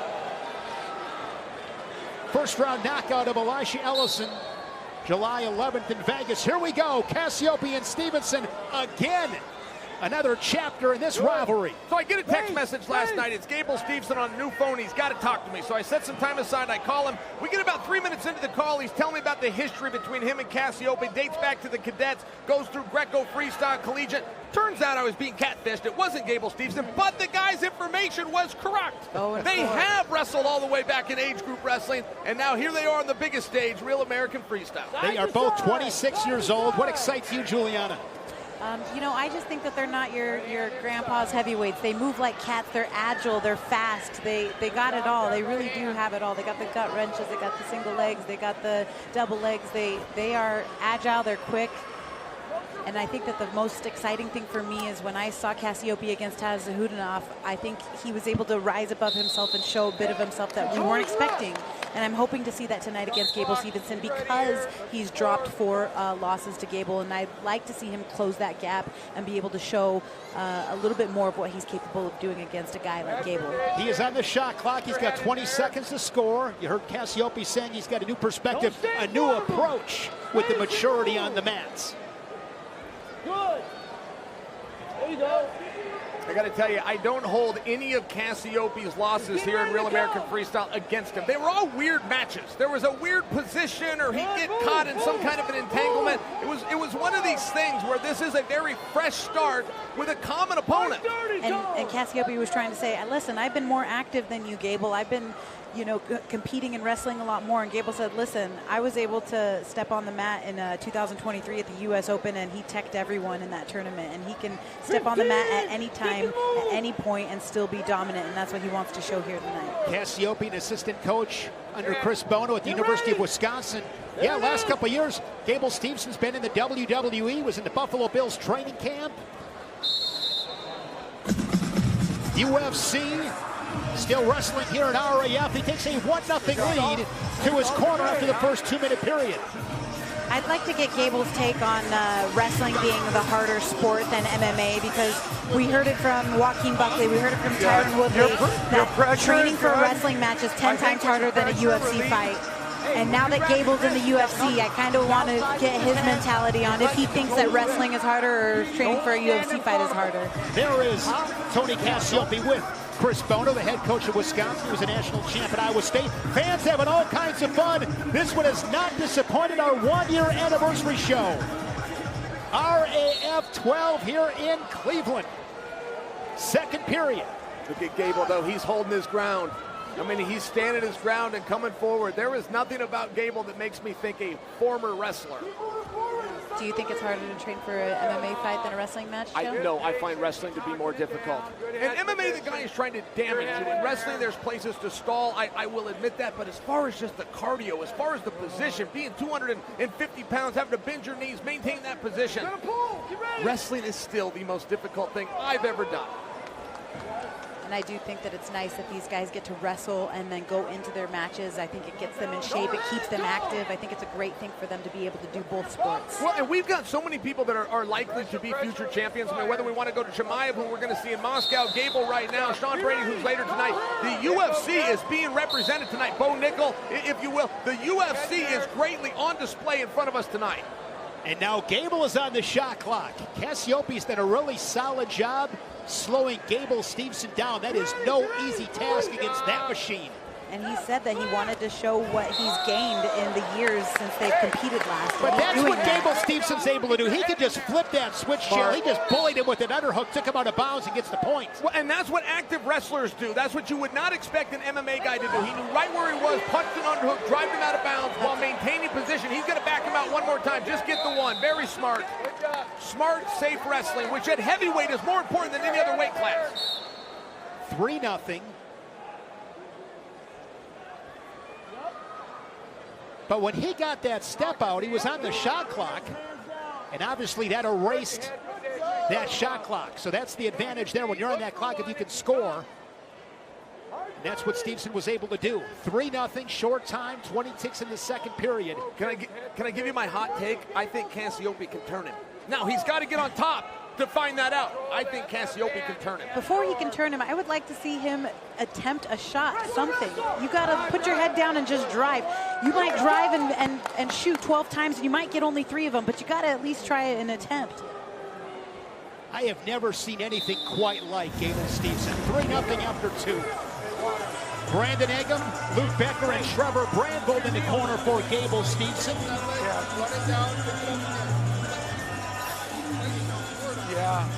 Couple of Minnesota national champs on display tonight in McEnelly, and now Gable Stevenson. Look at that underhook. He just what he's looking for.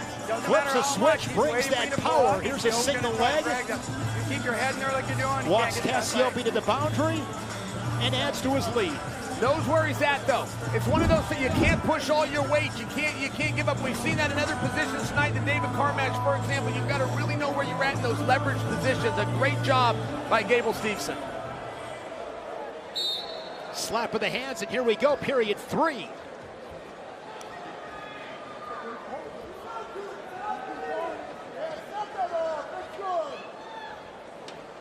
Just awesome watching the guys continue to compete. Real American Freestyle gives those opportunities. Keeps you sharp. Punch in the underhook. Gable circles back.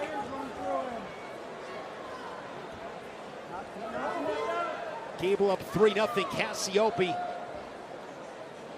has got to go to him. One thing about Gable is no opponent has ever been able to make conditioning a weapon against him. Eye poke.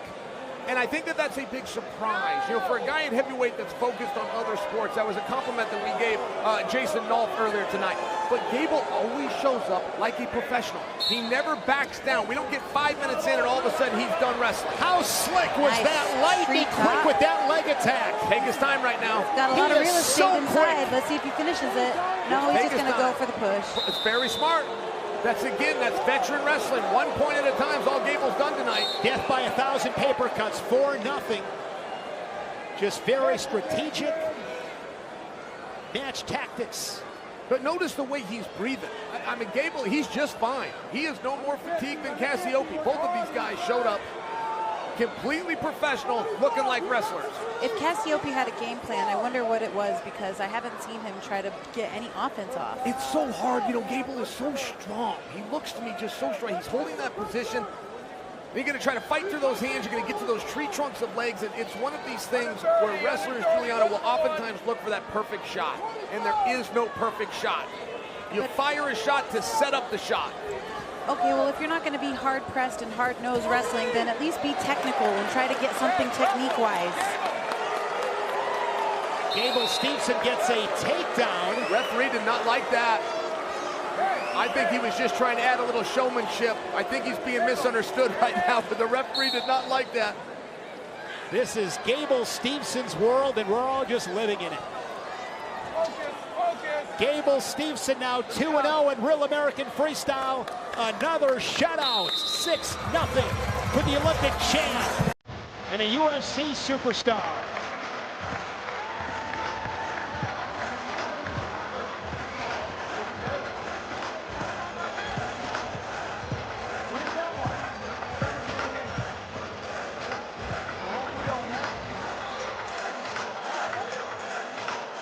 After 3 periods and a final score of 6-0, your winner, Gable Stevenson.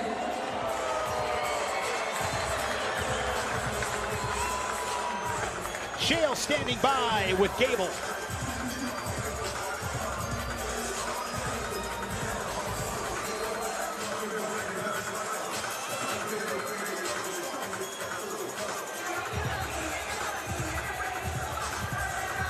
It has been asked, is there anything Gable Stevenson can't do? To this point, when I'm forced to answer the question, I gotta say no. You appear to be able to do it all.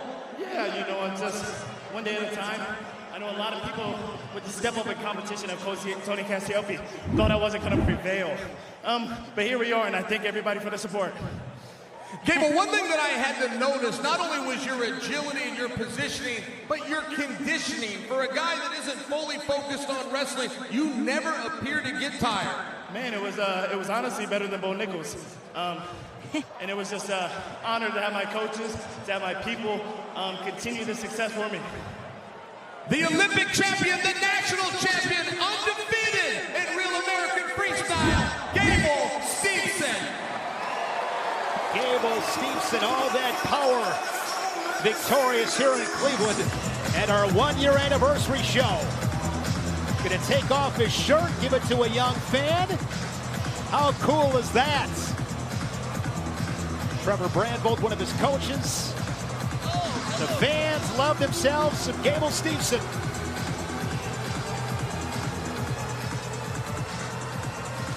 Tap water tasting a little off? It could be heavy metals, chlorine, or those pesky PFAS compounds. Brio captures pollutants and filters them out. The Earth is 70% water and 30% land. But the entire sky belongs to us.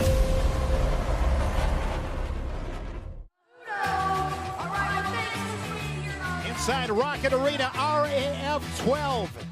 3 championship matches tonight. Here's our final one.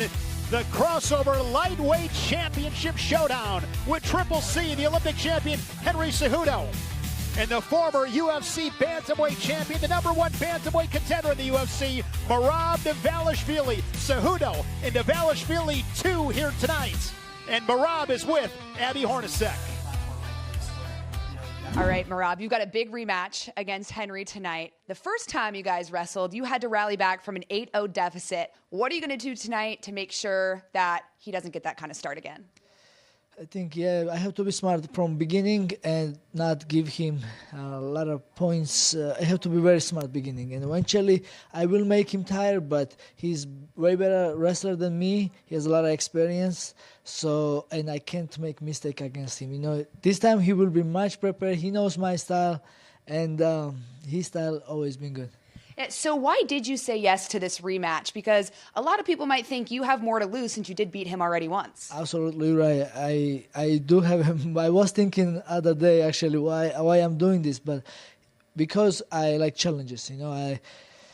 And I love RAF, I love competing, and I like to stay busy, and I'm grateful to be here. All right. Well, good luck out there. We appreciate it. Thank you so much.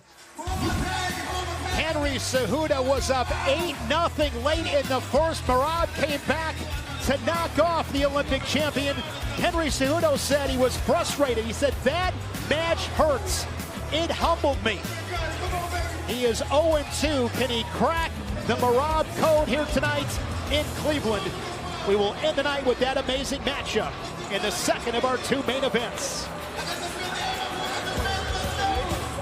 Our first main events, Jordan Burroughs and Sean Brady, a 10-time Olympic and world medalist. We haven't seen Jordan Burroughs in almost 2 years. He'll get the UFC's Sean Brady. With an Olympic gold medal and 6 world titles to his name, Jordan Burroughs has one of the most expansive trophy cases in freestyle wrestling. Tonight, he joins the RAF roster. He will not do this lightly, standing face-to-face with highly ranked UFC welterweight Sean Brady. Jordan Burroughs, welcome to Real American Freestyle. How you feeling? I feel great. Good, I'm happy to be here. Good. It's been a long time coming. It's the 1-year anniversary of Real American Freestyle. That's right.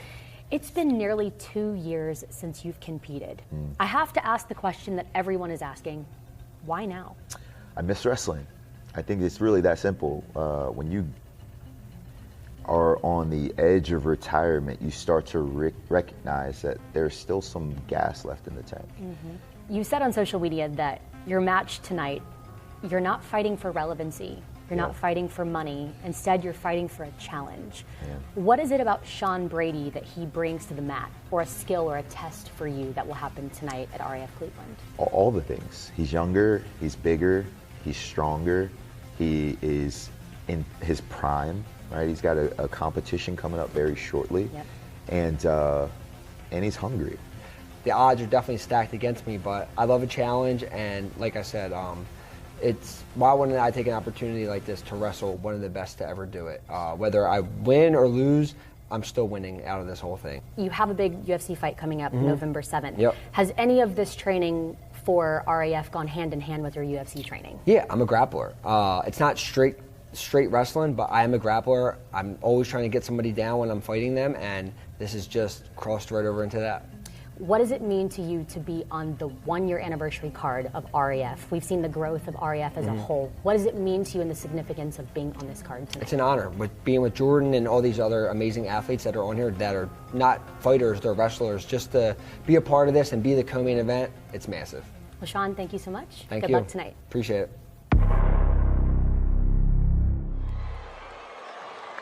Ladies and gentlemen, it's time for your first main event of the evening.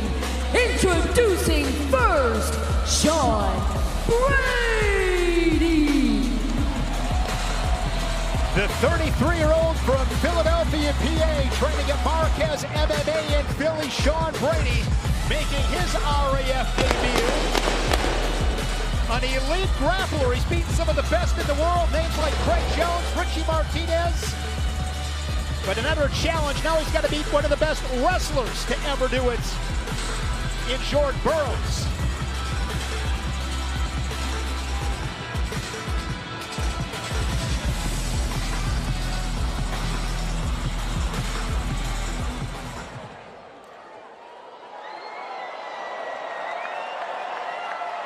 And please welcome his opponent, Jordan Burroughs. A standing ovation here inside Rocket Arena. Jordan Burroughs taking it all in.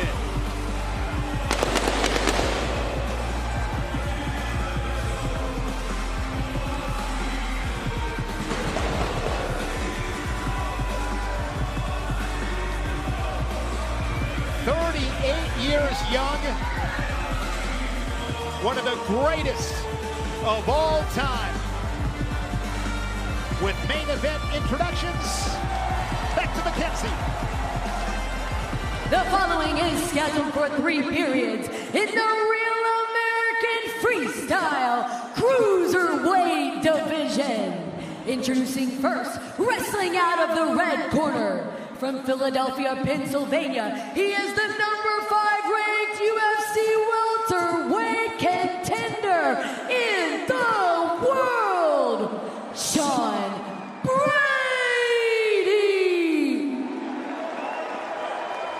And his opponent, wrestling out of the blue corner, from Morristown, New Jersey, a 10-time Olympic and world medalist, a 6-time world champion, and a 2012 Olympic champion, Jordan Burroughs.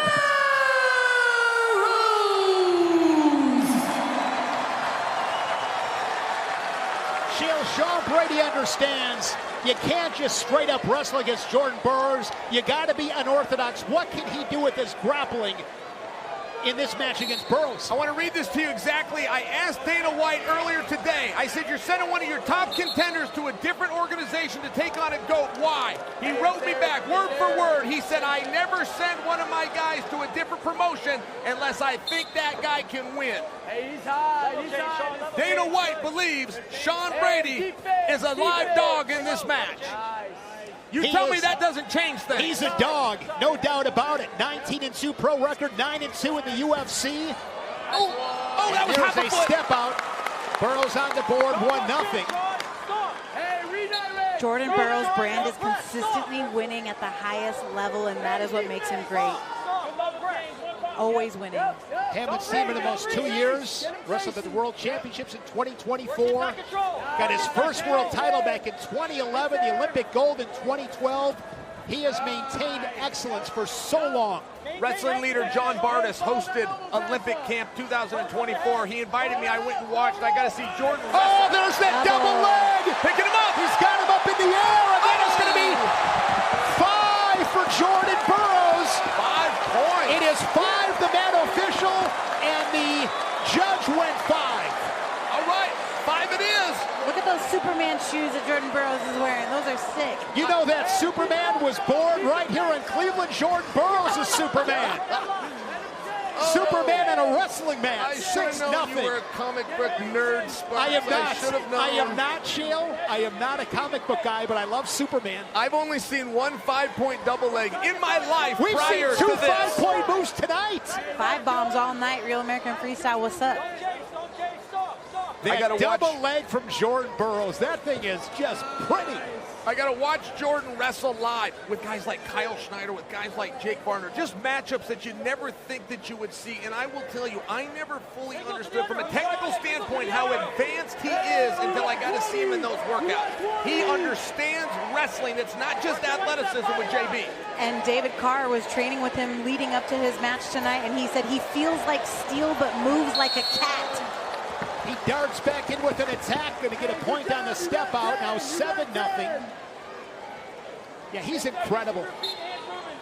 He said that wrestling was knocking on his heart and that he was getting the pressure from Chad and from Izzy to get back inside here and to wrestle for us. And thank God that those guys are persistent and great at their jobs because we finally have him. Hey, Brady's walking him down, man. Brady's not giving up in this match. He's just behind.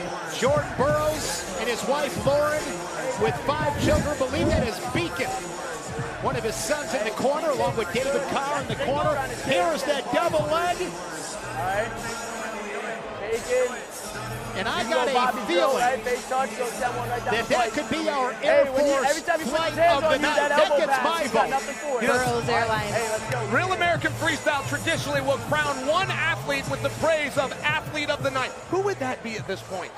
Do you know how many great performances we have seen tonight?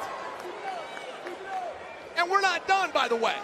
Tyron Woodley impressed me. Yes, wow. I love that. Big. Jason Nolf impressed me. I would probably go with Jason Nolf. At this point? At this sure. point. I wouldn't rule out Kennedy Blades, though. You go. And we still got him. Oh, look at that dog. Look at that re-attack as he plants her down for more. And this one is over. Nice. Jordan Burroughs in his return, 11-0. Jordan Burroughs, I'll tell you this, Juliana, he still got it. Heck yeah, and I'm so excited. Maybe we get to see somebody give him some more trouble over there in Moscow in a couple of weeks.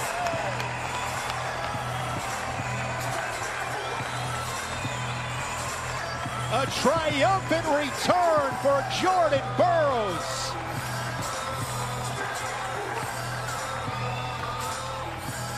He is probably the most complete package in the history of wrestling, Shane. Insane athleticism, fine, check.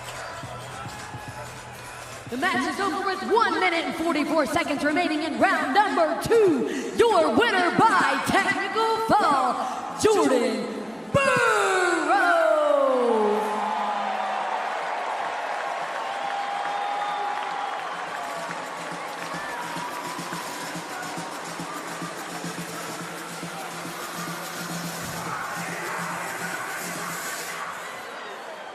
Jordan Burroughs, you are awesome.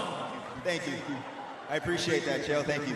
Now, you just took on Sean Brady. Real American Freestyle made that match, but I'm told behind the scenes you were willing to take on anybody. What does your contract look like? I understand you have a 3-match deal. Yeah, I'm going to Moscow September 5th, so that'll be match number 2. Coming up very quickly. But then I'm open for a 3rd match. All right, now, George, you were very complimentary of your opponent. You talked about he was in his prime and he's active. Were you being humble? Do you really not know how great you are? Thank you. You know, I'm extremely blessed. I'm thankful that Sean Brady even took he had the courage and the bravery to come out here and take a chance, especially this deep into his career. I'm blessed. Thank you. Now, you are one of the great advocates and one of the great faces ever for wrestling, but wrestling, in just a moment, is about to be challenged. We have an Olympic champion that fell to a guy from a different sport. Is Henry Cejudo going to get this back? I believe so. I'm highly confident in Henry Cejudo. He's an Olympic champion. It's in there. He's one of the greatest combat sports athletes of all time, if not the greatest. I think he'll get it done. Jordan, truly an honor to be standing on this stage with you. Great job tonight. Ladies and gentlemen, Jordan Burroughs. Wrestling is better with Jordan Burroughs involved in the sport. All he sees is gold. September will be a big month on the RAF schedule. First, we travel to Moscow, Russia on September 5th, where 3 world titles and a huge main event between Khamzat Chimaev and Tyron Woodley are on tap. Then, on September 19th, RAF takes over Miami with 2 more world titles on the line as Colby Chaos Covington and Wyatt Hendrickson put their respective belts on the line. RAF is offering a one-time buy one, get one ticket offer. Take advantage of this. Scan that QR code. This ends on October 24th. Act now. For your main event. Our second main event, Henry Cejudo and Merab Dvalishvili. They met 6 weeks ago in Tbilisi, Georgia. Merab was down 8-0 and came back and got the W. He has beaten Cejudo in the octagon. He has beaten Cejudo on the RAF mat. Can he do it again as they compete? They clash for the 3rd time in their impressive careers. Henry, RAF Georgia. You're up 8-0. What happened? I'm serious. I don't know. I don't know how to answer that. I have never heard energy, intensity like what we are experiencing right now here in Tbilisi. I heard the crowd and they was going crazy. That war was out of freaking control. I wasn't just wrestling Merab, I was wrestling the Georgian people. And Cejudo strikes first. He took a 2-0 lead. When he got me takedown, that I understand, but after how he rolled me left side and right side, I was shocked. I had the ability to really go for that last turn, and I should have went for it. It was almost over. Yeah, anytime you're up 8-0, you know, you should be going for the kill. And particularly if you're in really, really good shape. I always fight until end. Single leg from Merab. It's now a 5-point match. He's got the takedown. It is 8-5. It is definite. Luckily, I was able to do my takedowns. That's how I win the fight. I am like so pissed off that they hadn't even seen the match. Once down 8-0. Was nearly teched in that first period. I got to give it to Merab because that dude is a machine. You believe it? Merab and that's Dvalishvili. Knocks off Cejudo again.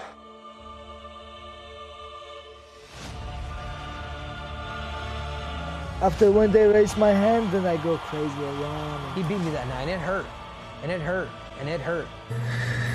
But it is what it is. What this match teach me is I have to just always work and find a way to win. It humbled me. And that's the beauty about wrestling. It doesn't matter how good you are, despite what you've done, the sport will humble anybody. Even though I lost that match, I felt like wrestling won.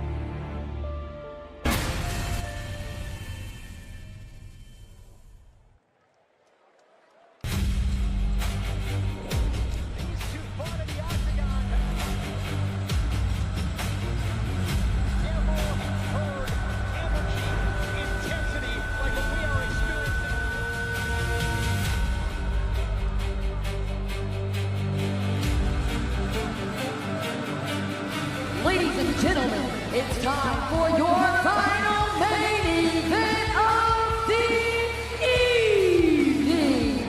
Please welcome Henry Cejudo.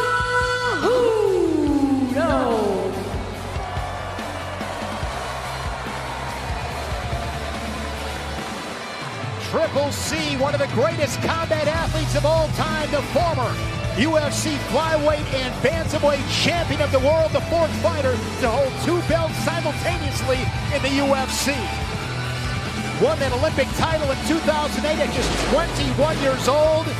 That was 18 years ago this week. Henry Cejudo here in Cleveland to right the wrongs against Merab.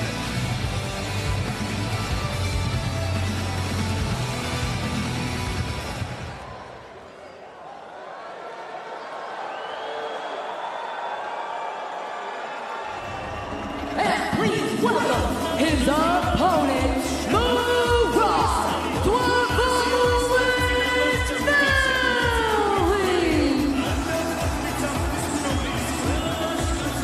The Machine, the former UFC Bantamweight champion, the #1 Bantamweight contender in the UFC. Him and Peter Yan, the trilogy fight coming up this October. But tonight, he has Henry Cejudo in his sights. Can he do it again? The 35-year-old, the first Georgian-born champion in UFC history.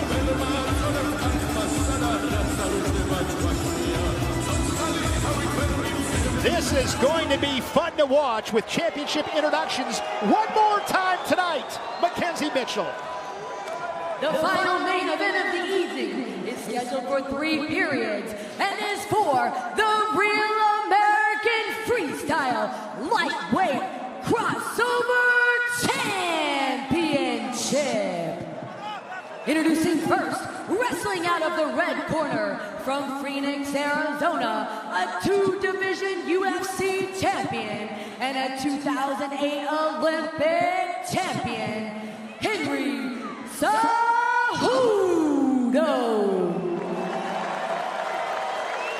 And his opponent, wrestling out of the blue corner from Tbilisi, Georgia, a former UFC Bantamweight champion and the current #1 ranked UFC Bantam contender in the world, Merab Dvalishvili.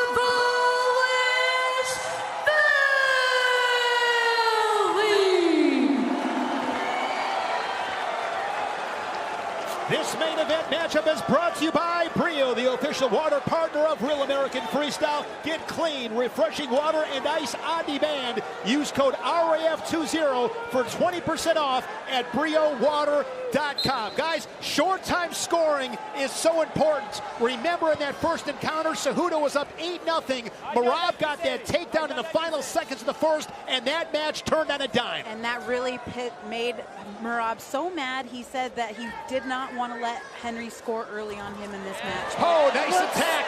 But it looks like that might be the case again as Henry flips him over here. Holy cow. Yeah, Merab better move. He better move. You said it. Henry Cejudo's got Merab on his back. He got him. He gets the fall. Wrestling wins. Now tonight, wrestling wins. I did not agree with Henry's previous statement. I thought wrestling was on the hot seat. Tonight, wrestling wins. Cejudo has finally cracked the Merab code. There's a smile from Merab. Henry Cejudo not messing around tonight. And Henry Cejudo is your RAF crossover lightweight champion. Gets the 4-point throw, and he's got that right arm trapped. He's going to make an adjustment. Gets perpendicular and squeezes the Georgian to the RAF mat and gets the fall and the title. Mackenzie Mitchell. With a fall in 36 seconds, your winner and new Real American Freestyle Lightweight Crossover Champion, Henry Cejudo.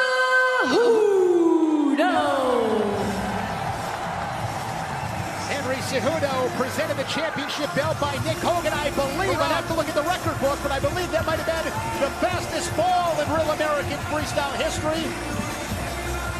As Henry Cejudo running around the mat, he'll make his way to Chael Sonnen.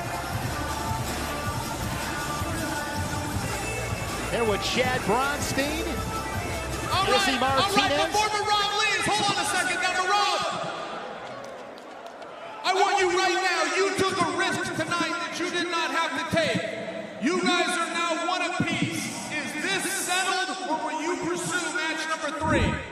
Absolutely. I like challenges. That's why I take this fight. Henry Cejudo was who called me out, and I said yes. Even I have a fight coming up, but no excuse. He's the Olympic champion for a reason. He beat me today, And let's go for Trilogy Pro Wrestling. Now tell me about that exchange. He was in on a single, you were defending it, you got tipped to your back. I mean, in wrestling, there's times you get caught. It looked like tonight you just got caught.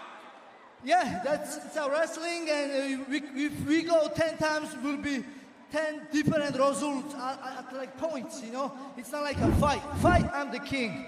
But in wrestling, today he's the king. Merab, we could not be here without you. Thank you for your participation. Merab Dvalishvili, and now, Henry, if I may have a word, you're speaking with our CEO, you're speaking with our matchmaker. What were you guys just discussing? I said, we want everybody, we want Chael Sonnen! I appreciate being included in this, but come on. There was a lot of pressure on you, in all fairness. You needed that match. All respect to Merab. I have to think you're feeling pretty good right now. Oh, 100%. Dude, Merab is a machine. And a little bit of wild loss, even the first time. Chael, I've been fighting for 13 years on my feet, you know, and I took the L from him. But this time around, I knew that I had to go out there. I went out to, upstate New York, over there in Amsterdam at Mule Fitness, and I was able to get this victory. Now tell me about the exchange. You were in on a single. He was defending it just right, but you got him over to his back. Were you feeling some resistance there? Yeah, a little bit. I knew that he wasn't necessarily scrambling. So once I saw the position, I knew that I had to take over his back, and then obviously I got the pin. All right, Henry, you got the belt, you got the victory. Is there anything you would like to leave this 10,000 live audience with? Cody Garbrandt, you're next, bitch! Henry Cejudo! See your Real American Freestyle crossover lightweight title. It is confirmed that 36-second fall, the bestest in Real American Freestyle history. That beats the record of Almabayev, who had a pin in 44 seconds against Dylan Dennis. 1 year anniversary show is in the book. What a night here in Cleveland. The Air Force flight of the night. Jason Nolf and Evan Wick. He's got that treetop single leg and just pushes him out of bounds. And that was feet to back for the 4-point move. Jason Nolf, who got the technical superiority, and he is your middleweight champion, avenging that loss to Wick, and RAF won. An amazing card tonight, Julian and Chael. This did not disappoint. What a celebration of our great sport. Absolutely. It's been a year since we've been here, and I got to say, I don't think we're going anywhere.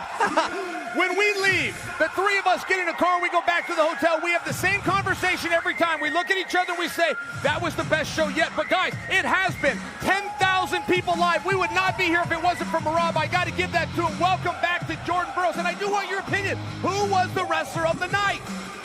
That's a hard call, Sparks. I'm think giving it's it to Jason Nolf. I'm going Jason Nolf. I think it will. So I would say this. Jason Nolf might be the wrestler of the night. He definitely got Air Force flight of the night, but the match of the night goes to the record-setting performance of Triple C. Henry Cejudo gets the fall in 36 seconds for the first time in 3 competitions. He knocks off the machine, Merab Dvalishvili. And that closes the night here in Cleveland. Big win for Henry Cejudo. Does it end the rivalry, though? Are we done with those two? Well, you heard Merab saying he liked the trilogy match. He might be owed it, in all fairness. The winners of RAF 12 up on the mat. You see the championship belts. David Carr retained his welterweight title. Jason Nolf, now the middleweight champion, avenging that loss to Evan Wick.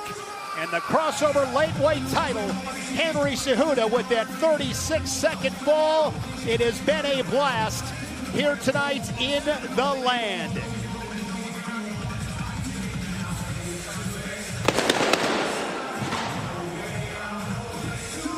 Looking forward to kicking off year 2 in Moscow, Russia, as the confetti falls here inside Rocket Arena. Huge congratulations to Chad Bronstein, Izzy Martinez, Eric Bischoff, the entire Real American Freestyle team. It has been fast and furious in Real American Freestyle's year 1. The best, I will promise you this, The best is yet to come. One final reminder that Real American Freestyle next comes to you from Moscow, Russia on September 5th. Khamzat Chimaev was everything advertised and more in his RAF 10 debut. He pinned Dylan Dennis in just 44 seconds. Now he returns to take on former UFC World Champion Tyron Woodley in our main event. Woodley with that come-from-behind win tonight in Cleveland over Joaquin Buckley. Plus, we'll have 3 world titles on the line, an event sure to be remembered. It is RAF Moscow on September 5th.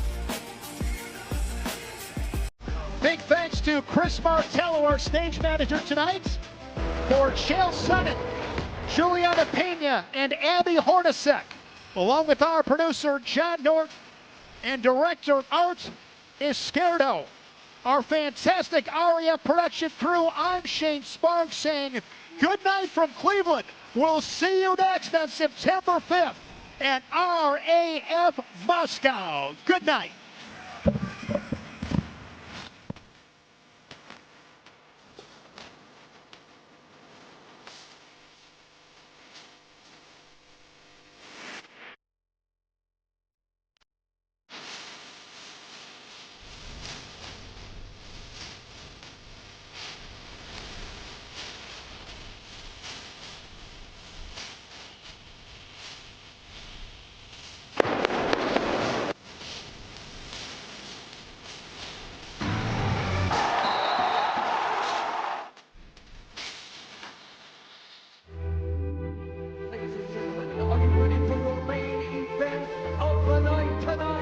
The first one is for the Real American Freestyle Light Heavyweight Championship.